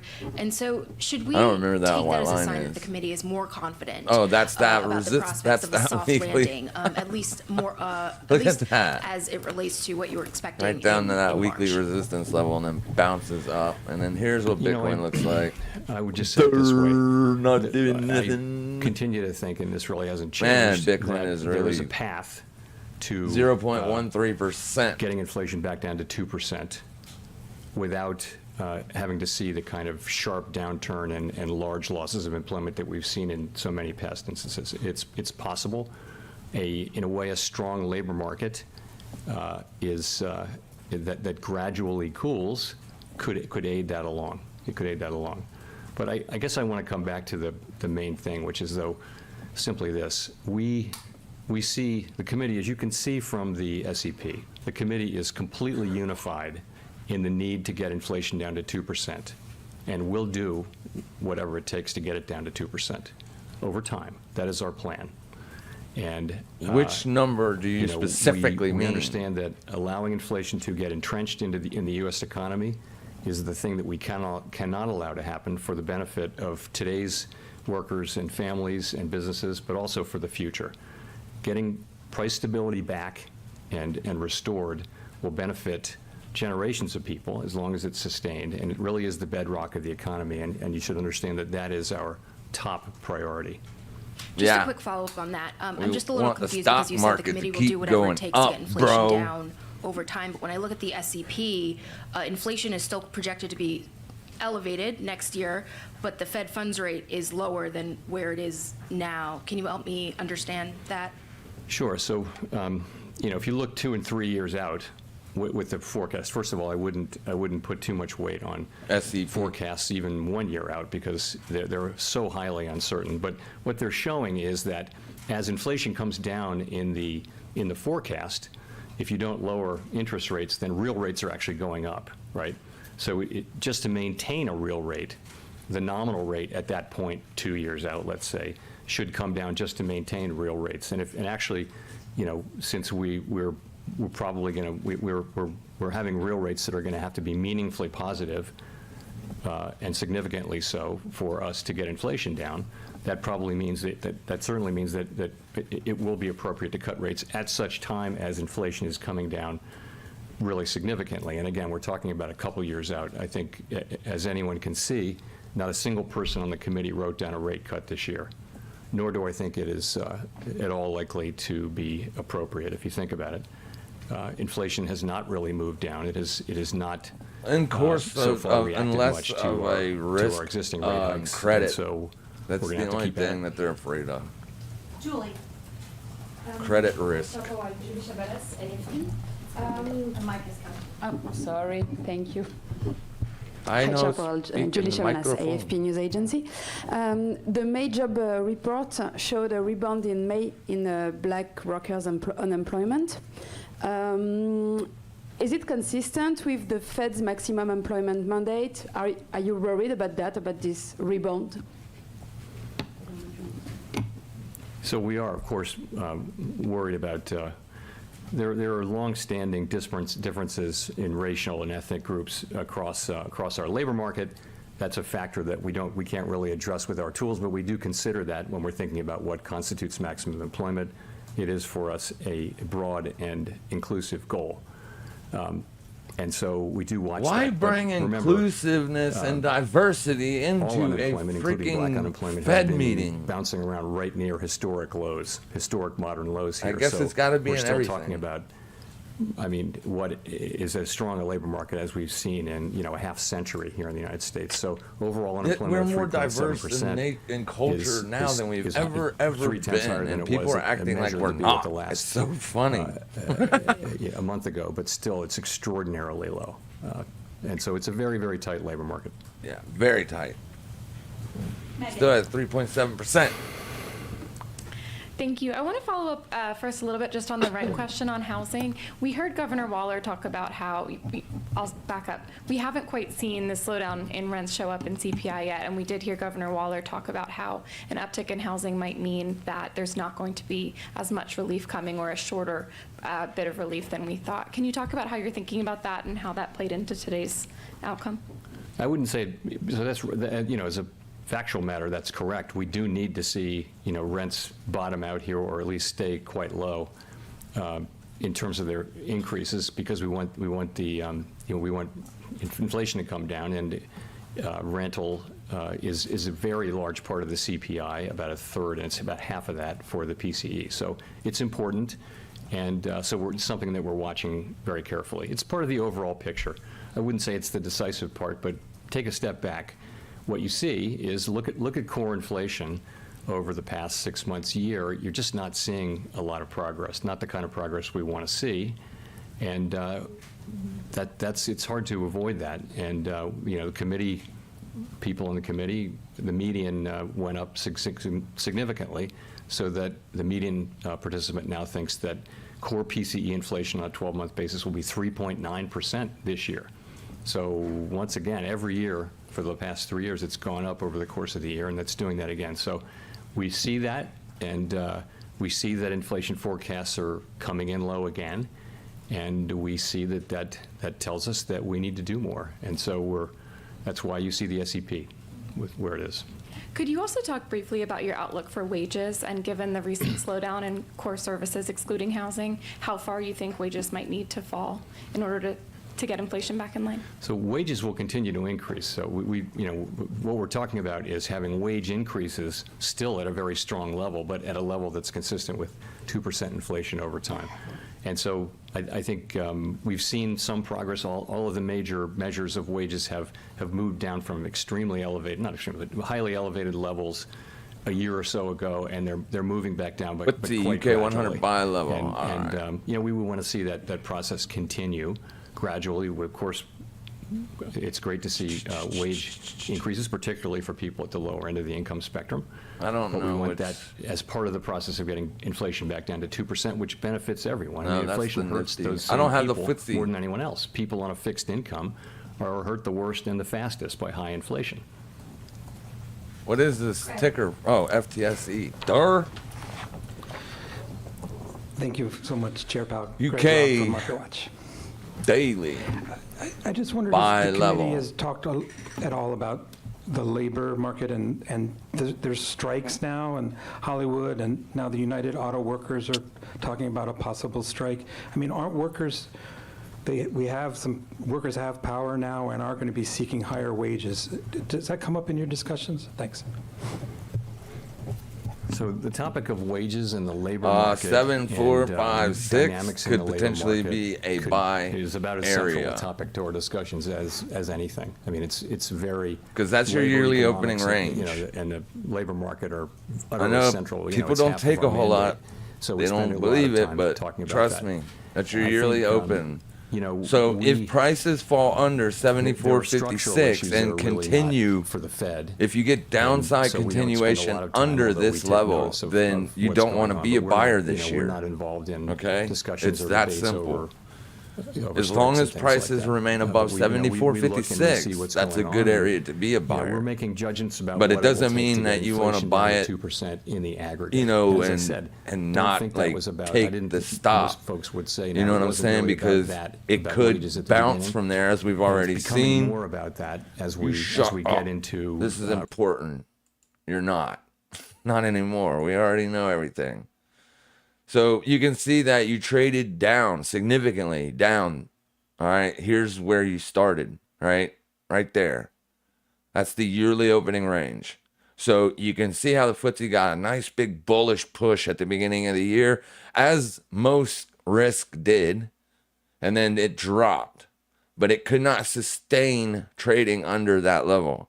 It bounced because that's where people are buying, and they will continue to do so until you get, fresh yearly lows. Let's say that right here is your yearly low. So if you get a fresh yearly low of 72.11, then you don't want to be a buyer on the FTSE. I need to re-update a chart I made a long time ago to help newer traders identify trend, because to me that seems to be the biggest issue with most of the people, right, that are looking for longer term trades. They don't know how to identify trend, therefore they're constantly taking trades where they shouldn't be taking them, right? Like buying highs or selling lows, for instance. Like, I wouldn't suggest that you become a seller here, right? That's not what I'm saying. What I'm saying is if you make a fresh yearly low, then you clearly have a trend for the year, and that would be lower highs and lower lows, right? Because this was your open. So that right there was your low. So you did make a higher high, but you also made a lower low, and now you're trading inside of that range. So you are technically range bound, right? With, a decent bounce on that first contact. And notice how it takes multiple days to play out. It's not just going to be a 5-minute candle, tag this level, and then run straight up to 8,100. That's not how price works. It takes time for people to put on positions. And obviously, they loved it under the yearly opening. How do I know that they loved it under the yearly opening? Because price got an immediate reaction from that. Now, obviously, other things in the future, news prints and stuff like that going forward. In Europe, Eurozone still has high inflation. I think the last time I looked, it was like 6.7%. So they still have to do rate hikes. So the euro, that's where I'm looking for euro strength and dollar weakness based on the Eurozone. So that could affect euro risk, right? Because every time basically the reason America's got stuff going on right now is based on essentially AI and AI alone. It's literally carrying the marketplace. Once we get inflation down lower, then the rest of the marketplace will start to pick up, and then that will actually carry a good trend to the upside. So you technically don't ever really want to be a seller on indices, right? Because that's where you make the money. But learning of where to be a buyer is very important, right? So you're in the middle of the year and you're lower, like you just got another tag of it. So I don't know if another tag of it will cause price to go up. I don't know if you will get another tag of it, because as of right now, you have a higher low at this area. So if you want, you could watch your daily support, or if you can find a weekly support that's lower, you know what I'm saying? An old resistance. I don't like using old levels. I like using fresh, new levels. So it looks like the daily is going to be the lowest. So like right there, if this price maintains, then you could potentially see that trend continue to the upside. But currently the bears are in control of the market because you're under the 50 on the RSI on the daily time frame. So that basically, whenever that occurs, basically that just means when you get your pops, look how you pop into this area and the sellers show up. You pop back up into this area and the sellers show up. You pop back into this area and the sellers show up. But in my opinion, that sell side trade has played out because you hit oversold. Now, if you want to be a seller, 76.41, this is as low as you're looking for it to go. But you're just in a very big sideways trend. Like if you look at this thing on the yearly, it's like ugly, right? It's ugly. You did make fresh all-time highs this year with this data anyways. That's not all the data, I promise you, but this is like a CFD maybe. So, I mean, like you're into resistance. That's why it's having difficulty maintaining that yearly opening bounce. It really is. But that's like, see, this is a trending market. This is a sideways market right here. Very sideways. And you're kind of still sideways, but above resistance, kind of, right? Because your yearly opening is a little bit above what would be considered resistance. However, on the monthly, you do have, a gap of a bearish candle that's up higher. So that would probably technically be the resistance level that I would watch.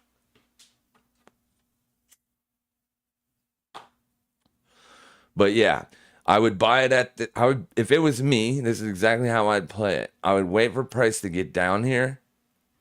It already did, right? It bounced and you got a lower close on the weekly. So this is Wednesday. You're still trading inside of last week's range, correct? Correct. All right. So that means that there are sellers and they're coming down lower with price.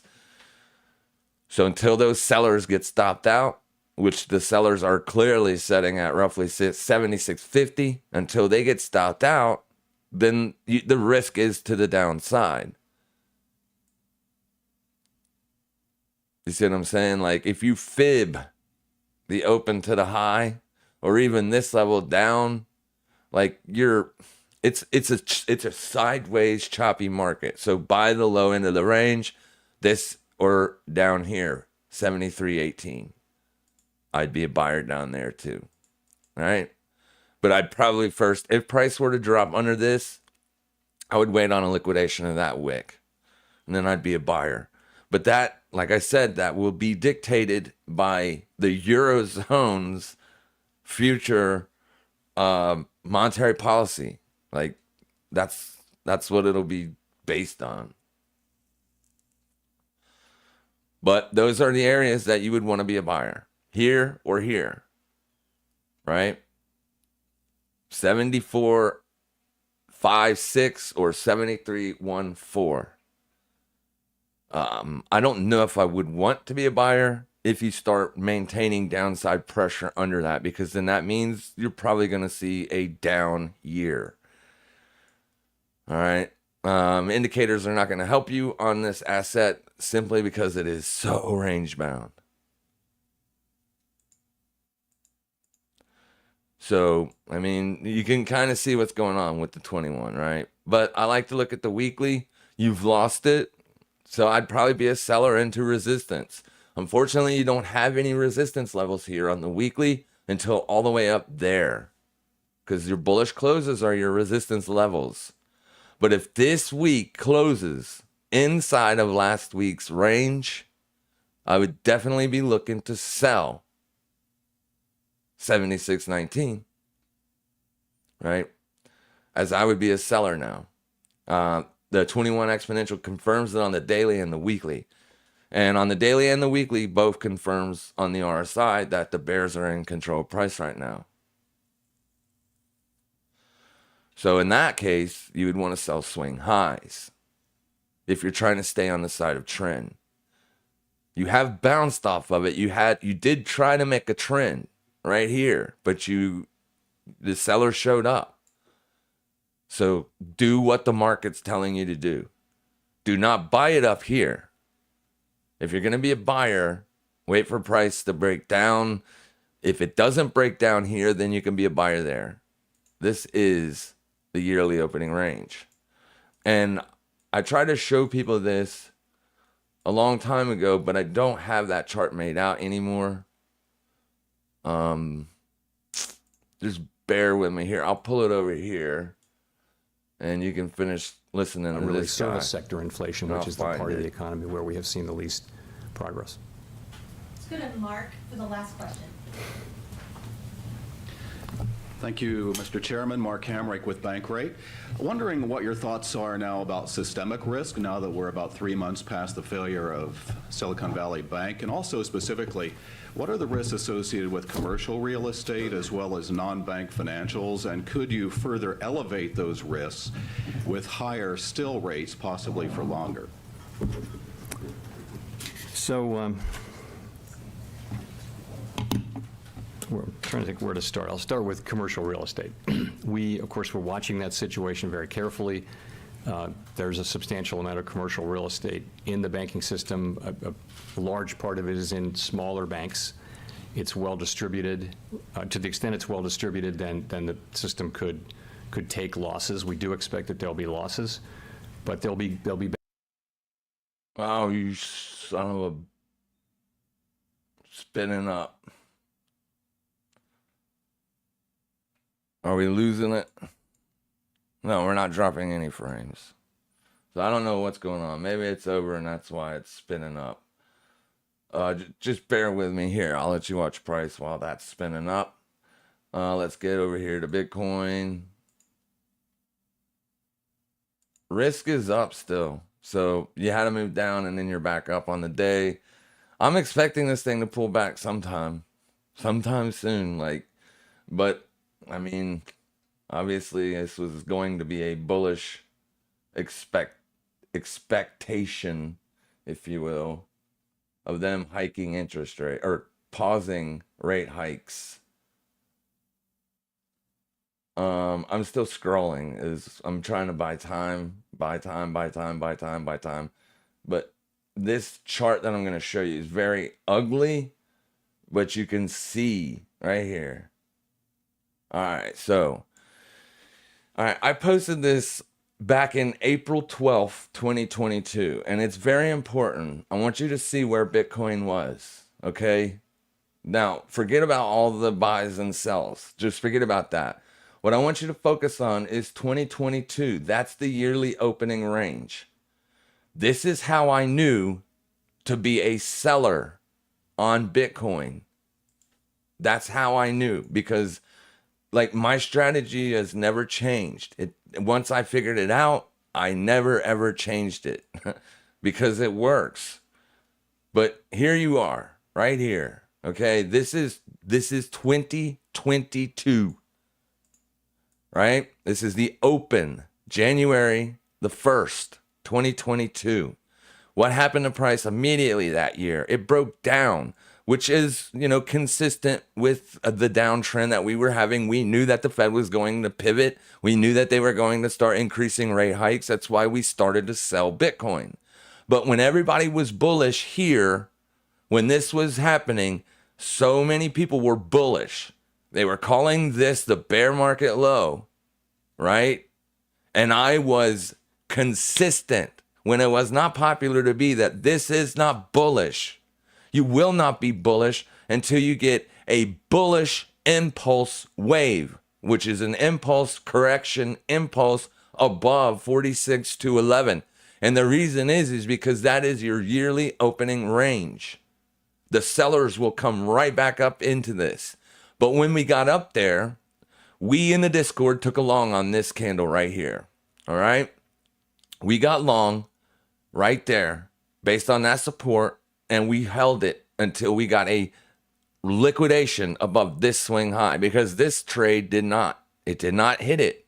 I was expecting it to, it did not. So Bitcoin traded sideways for 2 months, but under the yearly opening range. So when we got up into here, this is where we became a seller. And I was telling my community as well as people on Twitter, if you cannot maintain bullishness above this area, then I will be a seller. I will short Bitcoin because it is going to go down. And that's what happened right there. So this pattern, I said that I wanted to see at least 3 weeks of positive price action above this price. We did not get that. Boom. So if you look at this literally shows you, here is the yearly open here. You get a little bit of spiky stuff, then you get above the yearly opening range. Price comes back into the yearly opening range here, and then boom, shock a freaking laka all the way up. Next yearly opening range, instantly you kick off with a downside move. You only come back and touch the yearly opening range here. But that was after, another year open, right? This was a year of price action. This is a year of price action. Year of price action. Yearly open, 2019, you open, you stay under it, then you get consistent bullet price action above it. So you would have wanted to be a buyer on Bitcoin, right? You would want to buy the dips until you get back under that. This green line is not a trend line. This red line is not a trend line. This green line is not a trend line. It simply shows you a connection from yearly opening to yearly opening. Then from yearly opening to yearly opening, yearly opening to yearly opening, yearly opening. This doesn't count because it was the pandemic, right? This candle does not count. It was the pandemic because as soon as you got back above it, you were bullish again. You were not bearish. Boom. Yearly open, up, down, tag the 2021 yearly open, middle of the year, once, twice, 3 times, up she goes, makes a fresh brand new high, comes down, fresh yearly open. And then we know what happens next. Because when I made this chart, when I made it, it was to help people. Like, the yearly opens are so freaking important to identify trend. It's like, that's all you need. That's all you need. Now, when you're trading sideways, because there is an area back in the early years of Bitcoin where literally you just traded sideways, like at the yearly opening range. It's because you couldn't figure out where it wanted to go, right? But that's why I was a seller when we came back into the 2022 yearly opening range. Now here we are. 2023 yearly open. And I posted this. I am going to buy Bitcoin on the very first day of the year. I mean, you do not get any prettier than that. All right. So now you're in an uptrend on Bitcoin still. Like, even though all of this happened, people have already paid taxes on that. So you got to look at markets as moving into the future and forward. Like, nobody gives a shit about what happened in the past because either they lost money that year or they made money that year and they're done and now they're looking forward. Well, if you're a technical analyst, how do you look forward? How do you identify trend? I knew when I was new, I noticed that indicators couldn't help you, right? Indicators will only help you get an idea, but they won't help you with entries. Like, they're not going to help you with entries. Like in this section right there, man. Yeah, people are getting chopped up left and right. Oh, it's bullish again. Now it's bearish again. Oh, it's bullish. But it never changed. It was still bearish. Just because you get these, bounces and choppy sideways stuff, your overall trend is still down on the year until you consistently trade above it, right? So as long as we're consistently trading above the yearly opening range, you look to buy pullbacks, right? That's just the way it is. Now, it hasn't been working here. Buying pullbacks has not been working. So is it possible that this is going to be the yearly high on Bitcoin? It is absolutely 100% positive that it could be the high of the year. Why? Because we haven't been able to produce anything that even looks like demand. Now, let's make this clear, we haven't shown any sign of bearishness either. This is bearishness, right? Like, this ain't weeklies. These are dailies. One day down, next day down, then a little green day, then down, then a little green day, then down. You see what I'm saying? And then you get this sideways stuff right here. Everybody's getting bullish. Oh, this is a descending wedge. It's going to break out to the upside. Wrong. Down, right? That's bearish.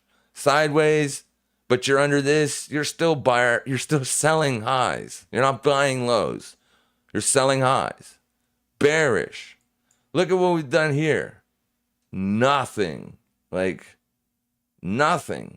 You've literally been trading sideways. So when you're in a predicament like this, to be honest with you, since this high was put in April, right? That's April's high. If you go look at the month, that's your high right there.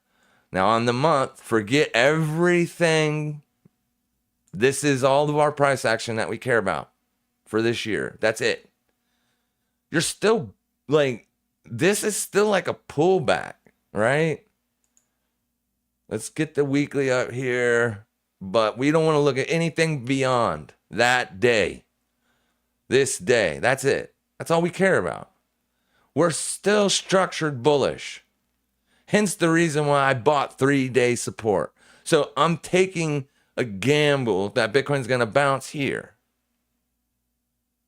But obviously we had really bad news that the SEC is going after crypto exchanges. That is not good news. Therefore, the trend could change.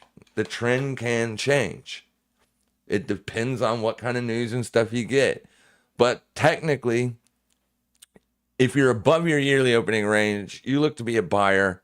You can use indicators to help you do that. Of course, you're not going to be right all the time. That's where mitigating your risk comes in, right? That's why mitigating your risk comes in. So as of right now, I have a long position at 25,741. That is a 3-day support. That's the lowest support that I could find. So I'll see how it goes, right? We'll see how it goes. But if it gets stopped out, it's okay. It's okay. We'll try again later. If we continue to close weekly candles under the 21, then that will tell us that our trend has changed more than likely, and we will look to sell swing highs. We won't look for buy-side trades until the trend reverses back to bullish.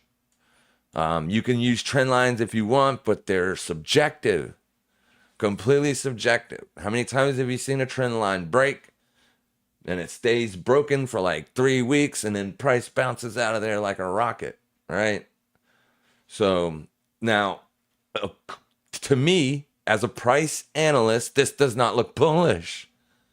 This weekly candle needs to close green, and it needs to close higher than that daily level of 26,347. You need to close the weekly above that. And then this needs to maintain support moving forward.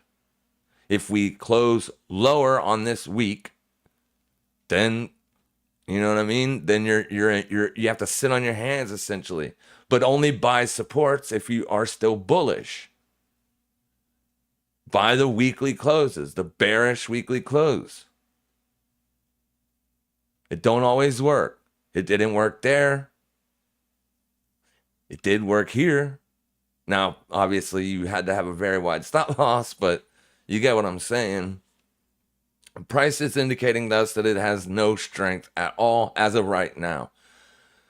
But I'm hoping that will change. But we do have some factors that suggests, it's probably not good, right? On the daily, we already have broken down. And any chance to get back above suggests that. So, I mean, on a technical indicator basis, you should be looking to sell anytime you get back to the 50 zone. But don't do it when the indicator hits 50. Find a resistance level like that one right there, and then sell that.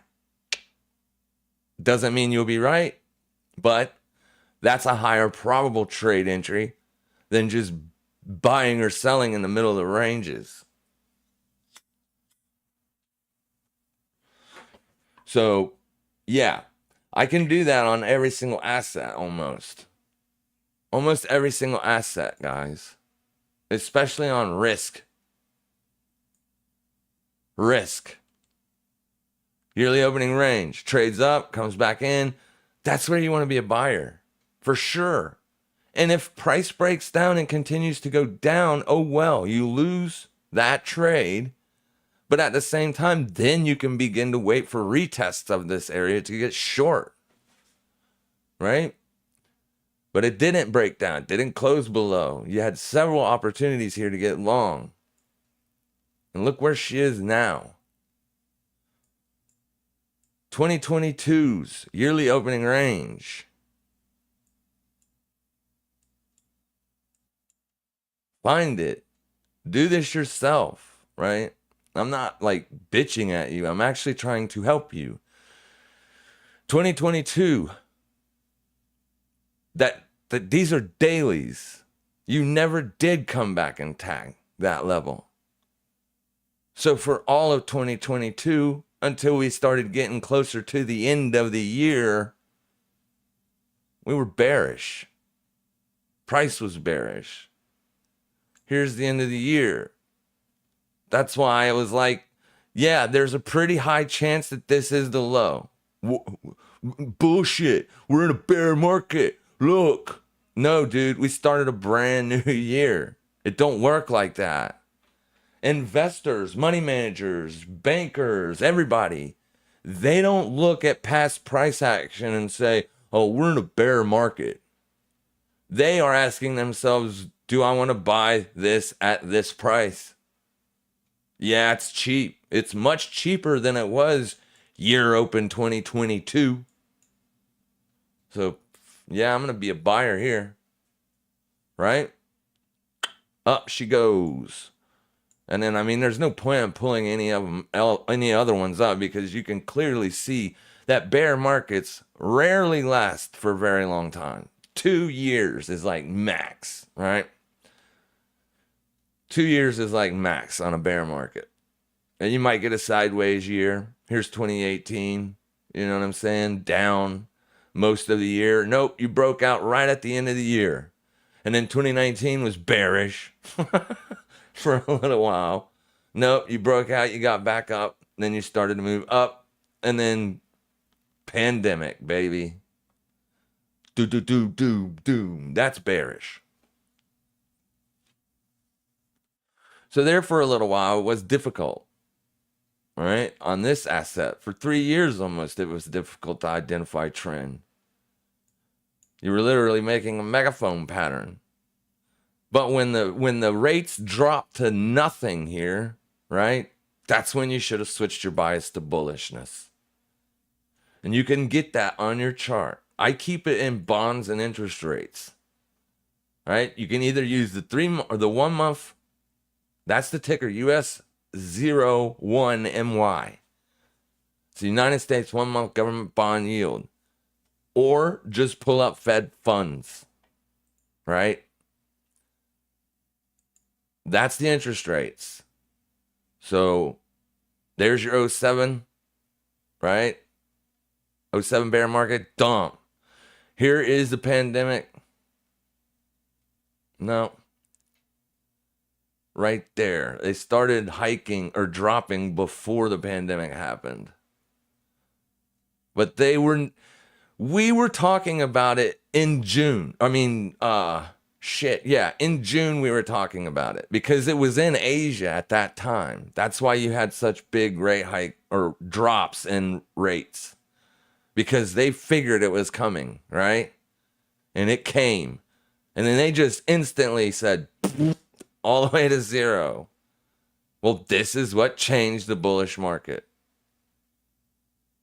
So just put it on your chart. Watch it. When it starts to dump, if it ain't because of good news, then probably start looking for shorts. If it's credit risk, which was back here, the risk of everything collapsing, the whole system, that's like the first time, right, that they ever went even close to zero. Or did they get there back in the 60s? No, they didn't. So we're like at like new times. All of this down stuff that's created a massive bubble. Based on that fact, people thought that they couldn't be restrictive, but obviously they can. Because it's about controlling the inflation rate. As long as inflation is going down, then assets will go up. People have to invest. That's what they do for a living. They're money managers. So they're managing money. The problem with Bitcoin is they're probably not managing customers' monies in Bitcoin anymore. Not US. Because as of right now, it's damn near like you can still get off on Coinbase, but you need an off-ramp. Crypto.com, it's in Singapore. Like every exchange that you can use right now is in Singapore. KuCoin, all of it's in Singapore. So it's only a matter of time for the SEC goes after them. That's why things have changed for Bitcoin. I have no doubt in my mind we would have closed that freaking gap up there. No doubt in my mind. because it's monthly support. It's never been retested since we broke down. This is 3 arrows. That's Luna. That's FTX. Got it? So there's your bear market. That gap's up there. This gap's down here. That's it. That's the only gap on the CME. I really, really thought that right there we were going to bounce. We did not. And then not long, the SEC announced. And then boom, there we go. And we have not had any good news to the fact to state any different. They are going on with the lawsuit. Of course they're going to fight it. Binance, Coinbase, both going to fight that lawsuit. So until then, I suggest you follow me and trade other things like Forex, stocks, options. You don't have to do everything in crypto. But crypto is where all the hype is, or was, I should say. And they know that. Like, this is a targeted, this is targeted for sure, 100%. And like, people that are blaming the CMEs for anything, they're wrong. The CME does not control spot price. Spot price controls the CME. The CME, Bitcoin CME futures, is settled in USD. So whoever owns this asset, they do not own Bitcoin. This does not help Bitcoin, or it does not hurt it. Okay? This follows spot price action. That's why you get gaps, because it closes. Spot price action opens and boom, down it goes. But everything, all these trades are settled in US dollars, not Bitcoin. This is different. Like, when I'm trading Bitcoin, my trades are settled in Bitcoin. Now, they're not my Bitcoins because they're still on exchange. But as soon as I pull those Bitcoins out of exchange and put them on a cold storage, then they are Bitcoins and they are mine, right? That's what we need in order for Bitcoin to go higher. We need an influx of demand. You have to have people buying Bitcoin and putting it in cold storage. Exchange Bitcoins, when you deposit Bitcoin from an exchange, it's no different than you taking your money and putting it in a bank. Exchanges work on a fractional reserve system just like banks do. So when you deposit your Bitcoin to exchange, you technically have lost your Bitcoins. The exchange now has them, and they have an IOU, right? They have an IOU, essentially. That's all it is. And if they go under while they are in control of your Bitcoins, then, well, we know what happens, don't we? With the FTX and everything else, you lose them. You lose your money, whatever money you had invested. It doesn't matter what coin it was invested in. So that's what basically, like, on-chain analysis is literally tracking coins, like actual Bitcoins, not exchanges and stuff like that. Well, the exchanges are supposed to own a certain amount of Bitcoin. Like, anytime a person deposits Bitcoins on exchange, the exchange is supposed to automatically, therefore, go and buy the same amount of Bitcoins. So what it looks like to me is, you know, people are taking their Bitcoins off of exchange. I mean, I don't know. It's just not doing anything. Now, there is the 4-year cycles and all that stuff, and I know it's important. I'm not that like smart. I don't know nothing about crypto. I started trading Bitcoin once I noticed how volatile it was. So back in 2017. Right? But other than that, if you want to learn to make money trading the way that I trade, it works exactly the same way on every single asset. It's because it's the way price moves. It's other investors. They find value. If they find value, they keep buying. That brings in demand. That causes price to go up. So we need people to buy Bitcoin. As simple as that. Until they start buying Bitcoins, Bitcoin's price is going to continue to go lower. And it doesn't matter. The hodlers cannot prop it up because the hodlers will start to sell depending on where they bought. That's why like price oscillates up and down. Like all the people that bought down here started taking profits here. All the people that bought here started taking profits here.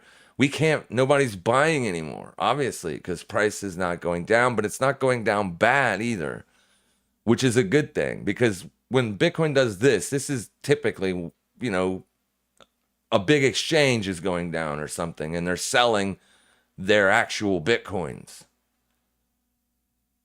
So just remember that. That's why I say people want they're suing YouTubers right now for even using FTX's link, right? YouTubers using FTX's link. The biggest ones, like the 10 biggest YouTubers that were supported by FTX or partners with FTX, they're all getting sued now. Like, it's not their fault, right? It's your fault. Unfortunately, that's the way it works. It's your money. But if you want to learn where to trade it, how to trade it, use a small amount of money first until you got it. Once you got it, then you can go in heavy. Or you can go be in with a prop firm or something. That's the best way to do it. I don't have a bunch of money on exchange. All my Bitcoin, most of my Bitcoin that I own is in cold storage. Still. And I will probably hold it there for a while until I see what's going to happen with all this stuff. If every exchange moves off of if it becomes illegal for me to trade Bitcoin, I will stop trading it. It's as simple as that. Because I got other assets I can trade, man. Tons of them. And the strategy works exactly the same. This is your yearly opening range. Obviously, if you would have been a buyer when it came back in, you would have got stopped out. Like I said, it doesn't always work. That's why you have to learn how to manage your risk. But these are the areas that you want to look to take trades at. Not just the yearly opening range. But if you were a seller up here expecting it to break down, there's your monthly close. There's your entry for shorts. One spot 36469. And both times you came into that price, the short trade paid off. Boom, boom. Now you don't want to be a seller down here because this is support. This thing is trading in a range. So therefore, when it is trading in a range, you wait for the outside of the range. As of right now, this candle is the range for the USD CAD until you either get a monthly close under 1.33064 or a monthly close above 1.36469. You're a buyer down here, you're a seller up there. If price breaks down and continue to go lower, being a buyer there, obviously you will lose money. But guess what? You'll get another chance to short a pop. You'll be able to short the pop. And then you can ride it down. It's as simple as that. When I took the trade, like I said earlier, I just take these trades at these levels, guys. Daily support was right there. This is a monthly. Look at this. This thing is clearly in a downtrend. Here's your yearly opening range. Why did I get long there? Just because it was the bottom of the range. So I took profits as soon as it started to move up. I took the trade with 3 lots. You can see I got less than 1 lot left on the position because this is an area for sellers to show up. For sure. This is an area where sellers are going to show up because it's trending lower. This is a retest of it. So if there is demand for Canadian dollars or Swiss franc, then you will see it break out. And then you change your bias. Long-term bias, CAD Swiss, bearish. But you can still make trades to the upside. Daily support, bottom of the range, or starting of a new range. See where my entry is? Where's my entry? Just under where the 2-week open. Why did I take it there? Because I was expecting this 2-week candle to expand upwards. It did. And it's the same thing for here. Only when I took this short, it was based on the DXY. I didn't short this USD-JPY based on USD-JPY.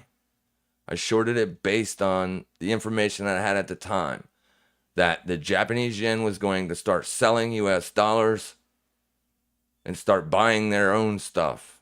That was going to cause Japanese yen strength, and I was expecting the USD to roll over, and it did. So literally all I did is I waited for a liquidation of this week's high, and when that week got liquidated, I shorted it. I shorted the Japanese USD-JPY. It's on the same day. Right here. That day right there. This is Friday the 21st, October 2022.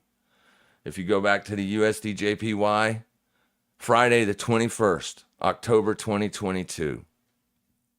It would have been retarded to short this thing because of what it was doing, right? It was ripping people's faces off. I actually thought this was going to be the top of it.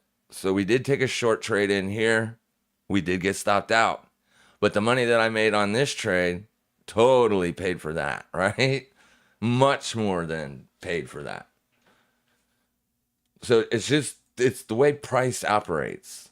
Constantly, back and forth, up and down, stopping people out, left and right. But you need to know where you can be a buyer and where you don't be a buyer. Like, I'm not going to be a buyer up here, right? I'm just not, because it's the yearly high.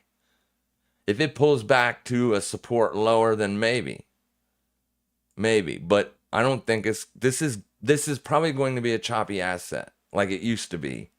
If the Japanese yen don't do anything, if they don't do anything, if the BOJ doesn't do anything, then this is probably what we're going to be expecting out of the USD-JPY. A lot of this. This is the pandemic, so it don't count, right? Just crazy and sideways snot. Because if the dollar weakens, which we are expecting it to do because it is currently trading under its yearly opening range, it could not maintain any bullish momentum above that price. And since it could not, we are bearish on the dollar. Now, if we make a fresh yearly high, obviously I will be wrong, because you will have a higher high on the year. So that's the way it works. And it works for all assets. All of them. You just got to wait for it to happen.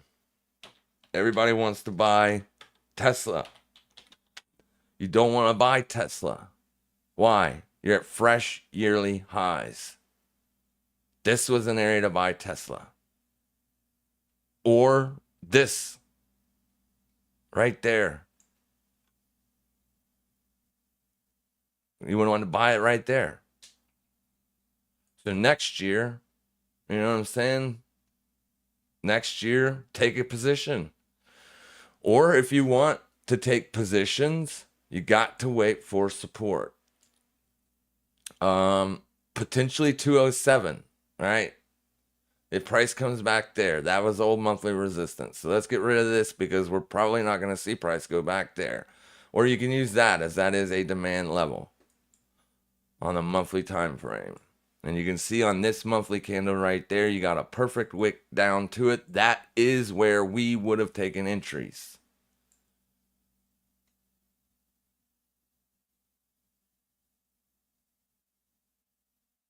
Not this day.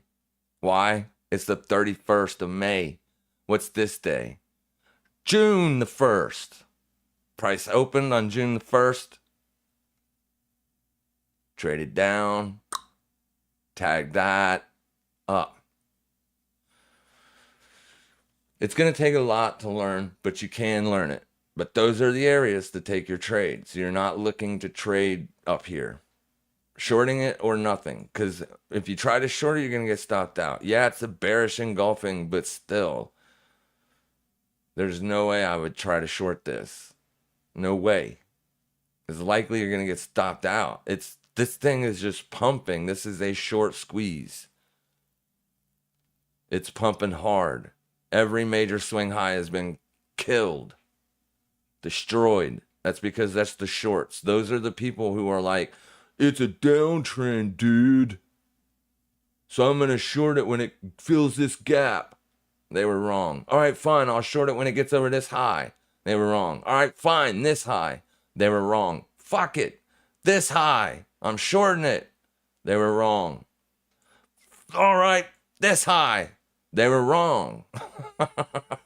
Quit losing money. Stop it.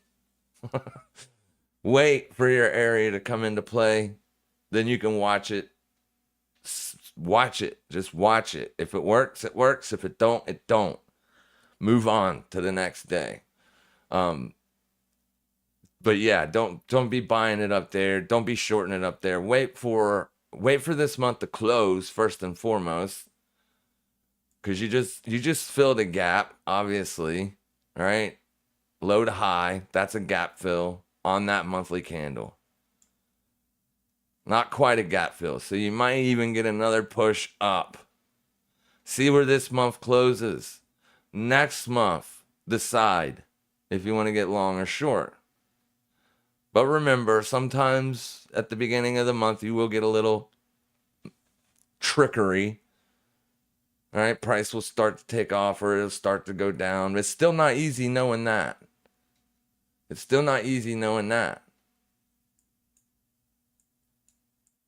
All right, June started, you could have just taken a short on June, on the open of June, not as soon as June opens, especially if price trades above it first.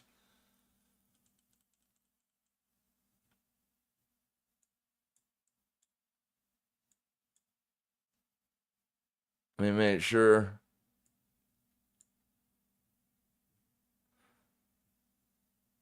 All right, so it says Wednesday the 31st, but that's the open of Bitcoin. So that is June 1st candle. Right? So you can see this wick here. But this is June. This is the open of June. So at the beginning of June, it fell. I mean, you had a push up, but then it fell. Traded under it. Resistance, resistance, resistance. This is an hourly time frame. Resistance, resistance, resistance. Why is this wick so high? It was going above that wick right there. That's why. So you get, once the stops get triggered, you will get, depending on how many stops are sitting there, you will get a big spurt of price action to the upside. But ultimately, boom. There it is. Down. You could have taken a short there.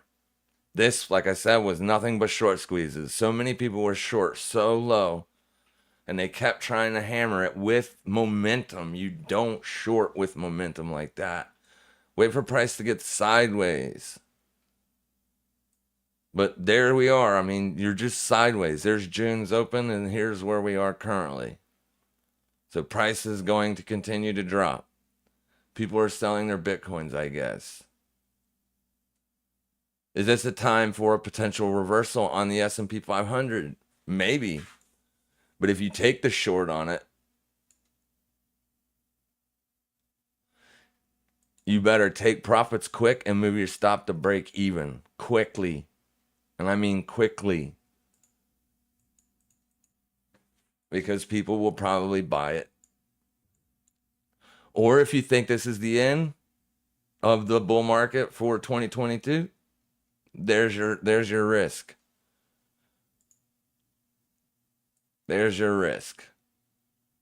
I would watch how today closes. That's daily resistance until you get a daily close higher. So here you are, intraday on the hourly time frame. Barely closed above it. So let's see how this plays out. If you fail, get back under 43.78, you could potentially take a short trade, throw your stop above that. See what happens. If you close above 43.78 on a daily time frame, if you close in here, you're not looking for the short because there's a good chance you could get your stop taken out because price is going back up. But if it fails to close above this price, then you can look for shorts at that price. You can use that as your risk. If it is the end of the bull market, then that's not a very wide risk. I wouldn't expect price to drop all the way down there. I would expect price to drop roughly to here. That's about as far as I would ride it before. I would take profits during that day. That's just the way I am. I try to get as tight of a risk as I can get. And if I can't get it, if price isn't working, then I don't take the trade. So the trade on Bitcoin, the long that I took on Bitcoin, has been stopped out. It has been stopped out because of this right here. So yesterday's short, daily ETH level right there. Somebody asked me what price would they look for shorts. I'm not going to name them. I told them if I was going to short Bitcoin, that's the price I would look for shorts. Right? And that's where price rolled over back to the downside. Didn't do it instantly. Well, it did do it instantly, didn't it? One wick up and then back down she goes. Then you hit your short, you stop, it goes up there. And if you're going to be right, you will not get stopped out. If you're going to be wrong, you will. Oh, Bitcoin's about to make a fresh low. This is bad. This is bad, guys. Bitcoin's going lower and it should be going higher. We'll see what happens, but I'm still bearish on the dollar. The dollar's still down 0.29%, so I like it lower. We're just gonna have to find an area to short this thing. A couple people got long on Euro USD. I tried, I got stopped out because price played around for so long, and then it finally goes. So I can't buy it up here now because it's making a new range. You're trading outside of last week's range. There's last week's high. So if I was going to expect it to roll back over, I would expect it to roll over there. If not there, where else? Okay, here. Right there. All right, if it's going to roll back over, it'll do it there. Use that wick as your high. If you get stopped out, you're wrong. Guess where else it might roll over? Up there. And then you got a long ways to go. But I honestly think it's going to go higher. But we will see. So this range right now you have broken out of. If this week closes under this white line, then it will probably be a short opportunity. Wait for a wick above this week's high and then sell it. If you're going to be right, if it's going to be a down week to trade back into this week's range, then you will nail it there. It doesn't always work. Here, you traded up, you took out the high of last week, down, and then you're just holding it, hoping for downside continuation, and then once you break back out above this range here, then you got to think something else is going on, right? Take profits. It's hard to catch a trend. I mean, you literally gotta, it's hard to catch, and it's hard, especially in a sideways year. This market is sideways. But if I am going to look for a trend, it's going to be around here or potentially here. It just depends, right? We're still pointing up, so I probably won't look for shorts on this asset until it gets under here. And then I'll watch for resistance levels to short because you're above the yearly opening range. So you just got to be bullish. So instead of trying to take this short, what will I do? I will wait for this week's candle to be tested. It might not happen next week. Maybe it happens the week after that. Well, that's the price I want. And I will wait for that to happen. I will not just blindly take a trade just anywhere in this range. The market sets the ranges, and then it typically trades with the ranges, unless it's a trending market. When it's a trending market, then it's fun, right? Because you're just sitting in your position, watching the P&L go up and up and up every single week. This set support for 2 weeks. It traded at support, then it broke down. So you could have been where was the short again? Well, all right, this is the range that you're trading in. Price holds here. You get a bounce. It trades up and it closes. Next week, what do? You take out the previous week's high, then you drop. Same scenario here. This candle trades inside this candle's range. Then this candle goes down, takes out the low, then trades up, takes out the high of that candle, short. Down, down, boom. This would have been a short here. Not for me, because this level right here is everything. Once this happened here, I would have no longer been looking for shorts. But I am holding a short from up there. So I am still holding it. So I'm not going to close it. If we get another close above this, then I'm closing it probably. Because it's yen weakness, dude. Even if we have dollar strength, yen weakness can keep this thing going up. If the yen is weaker than the dollar is strong, it'll go up. It'll just go up. Slowly but surely. But it's bullish right now. So, but here you go. Here's a perfect example. This week's range, this is a breakout. All right. Next week, you traded down, couldn't get down there. This week trades inside this week's range. So where's the trade next week? Well, probably above one of those week's highs. This week's high. If it's going to be a short, I'd take it right there. If it's going to go lower, that's where I want to short it. But it's definitely got a close under it. A close above is a breakout. And I'll get stopped out before the weekly closes anyways, because I only do like a 10 or 15, sometimes a 20 pip stop. Just depends on how big the ranges, the daily ranges are. If the daily ranges are very tiny, then technically we don't look for massive profit targets. Ethereum is breaking down.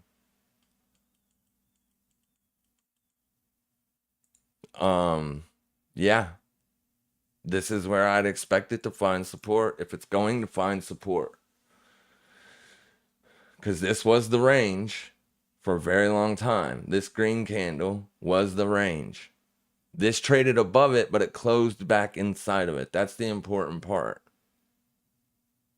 So all of this is just trading inside of this. This is a breakout. So if we close a weekly back under there, then you got to get hesitant about looking for longs. Because that could be the yearly high. We're 6 months into the year. Could be the yearly high. And then again, it could find support right here. But typically, like, I don't like to take longs, especially if I get stopped out of longs, previous longs. Like if I continue, I'm not going to take longs every time this thing goes, right? We don't do that because you got to know when you're wrong. You got to know when you're wrong. You got to stop taking longs when you're wrong. And like I just said, I mean, if this week closes under this price, then it's going to look like downside continuation. So then where will I be watching for short entries? Well, the first place will be there. This week, no. Next week, maybe. But it may be the week after that before you get a spike up there, take out that wick high. And then I want to see a rejection pretty quickly, within at least 4 hours. If you don't get a rejection within 4 hours, then something else is going on. It may be going up to look for that high. So you just eat your stop, and you don't try to short it again unless you get like a clear breakdown. But it's not looking good right now. Here's the liquidation point for Ethereum. Would I buy that? All the liquidations have already occurred on the weekly time frame. So the next liquidation is there. It doesn't mean it will go down there. It could absolutely liquidate that low and then go higher. But at the same time, I tried to get long already. And this is the bad news. So since the bad news happens, what have you gotten? You've gotten downside continuation. The bears are in control of the asset. Not on the weekly yet, but on the daily and the 3-day they are. And at that point, like, so I am holding a short on Bitcoin on the coin M futures side of on the exchange that I trade. I was long on Tether, but I'm short on Bitcoin, like the coin M inverse swap contract. I'm holding a short on that, but I need to close it because I've already taken profits on it so many times. The actual amount of the position that is still left on is so small, it's not generating any revenue. So I'll probably let this down move play out, and then I'll look to short it at a weekly resistance or something like that. But been trying to buy this thing has been no bueno. It has not been working, so we don't want to keep doing that. You guys have a fantastic rest of your day. As always, thank you guys for your time. I do a lot of rambling and stuff, but I'm just trying to teach the guys that, or the ladies, or whatever you identify as, how to actually assess where to even look for trades. You never look to be a buyer on the top of a weekly high. You never look to be a seller at the bottom of a weekly low. Okay? You look for your entries in between that range. All a candlestick is a range of price. It is a range of price. So you could see how you were making higher highs here. Then you made a lower low. Boom. You took out support. So literally, you could have been short on shorted from there.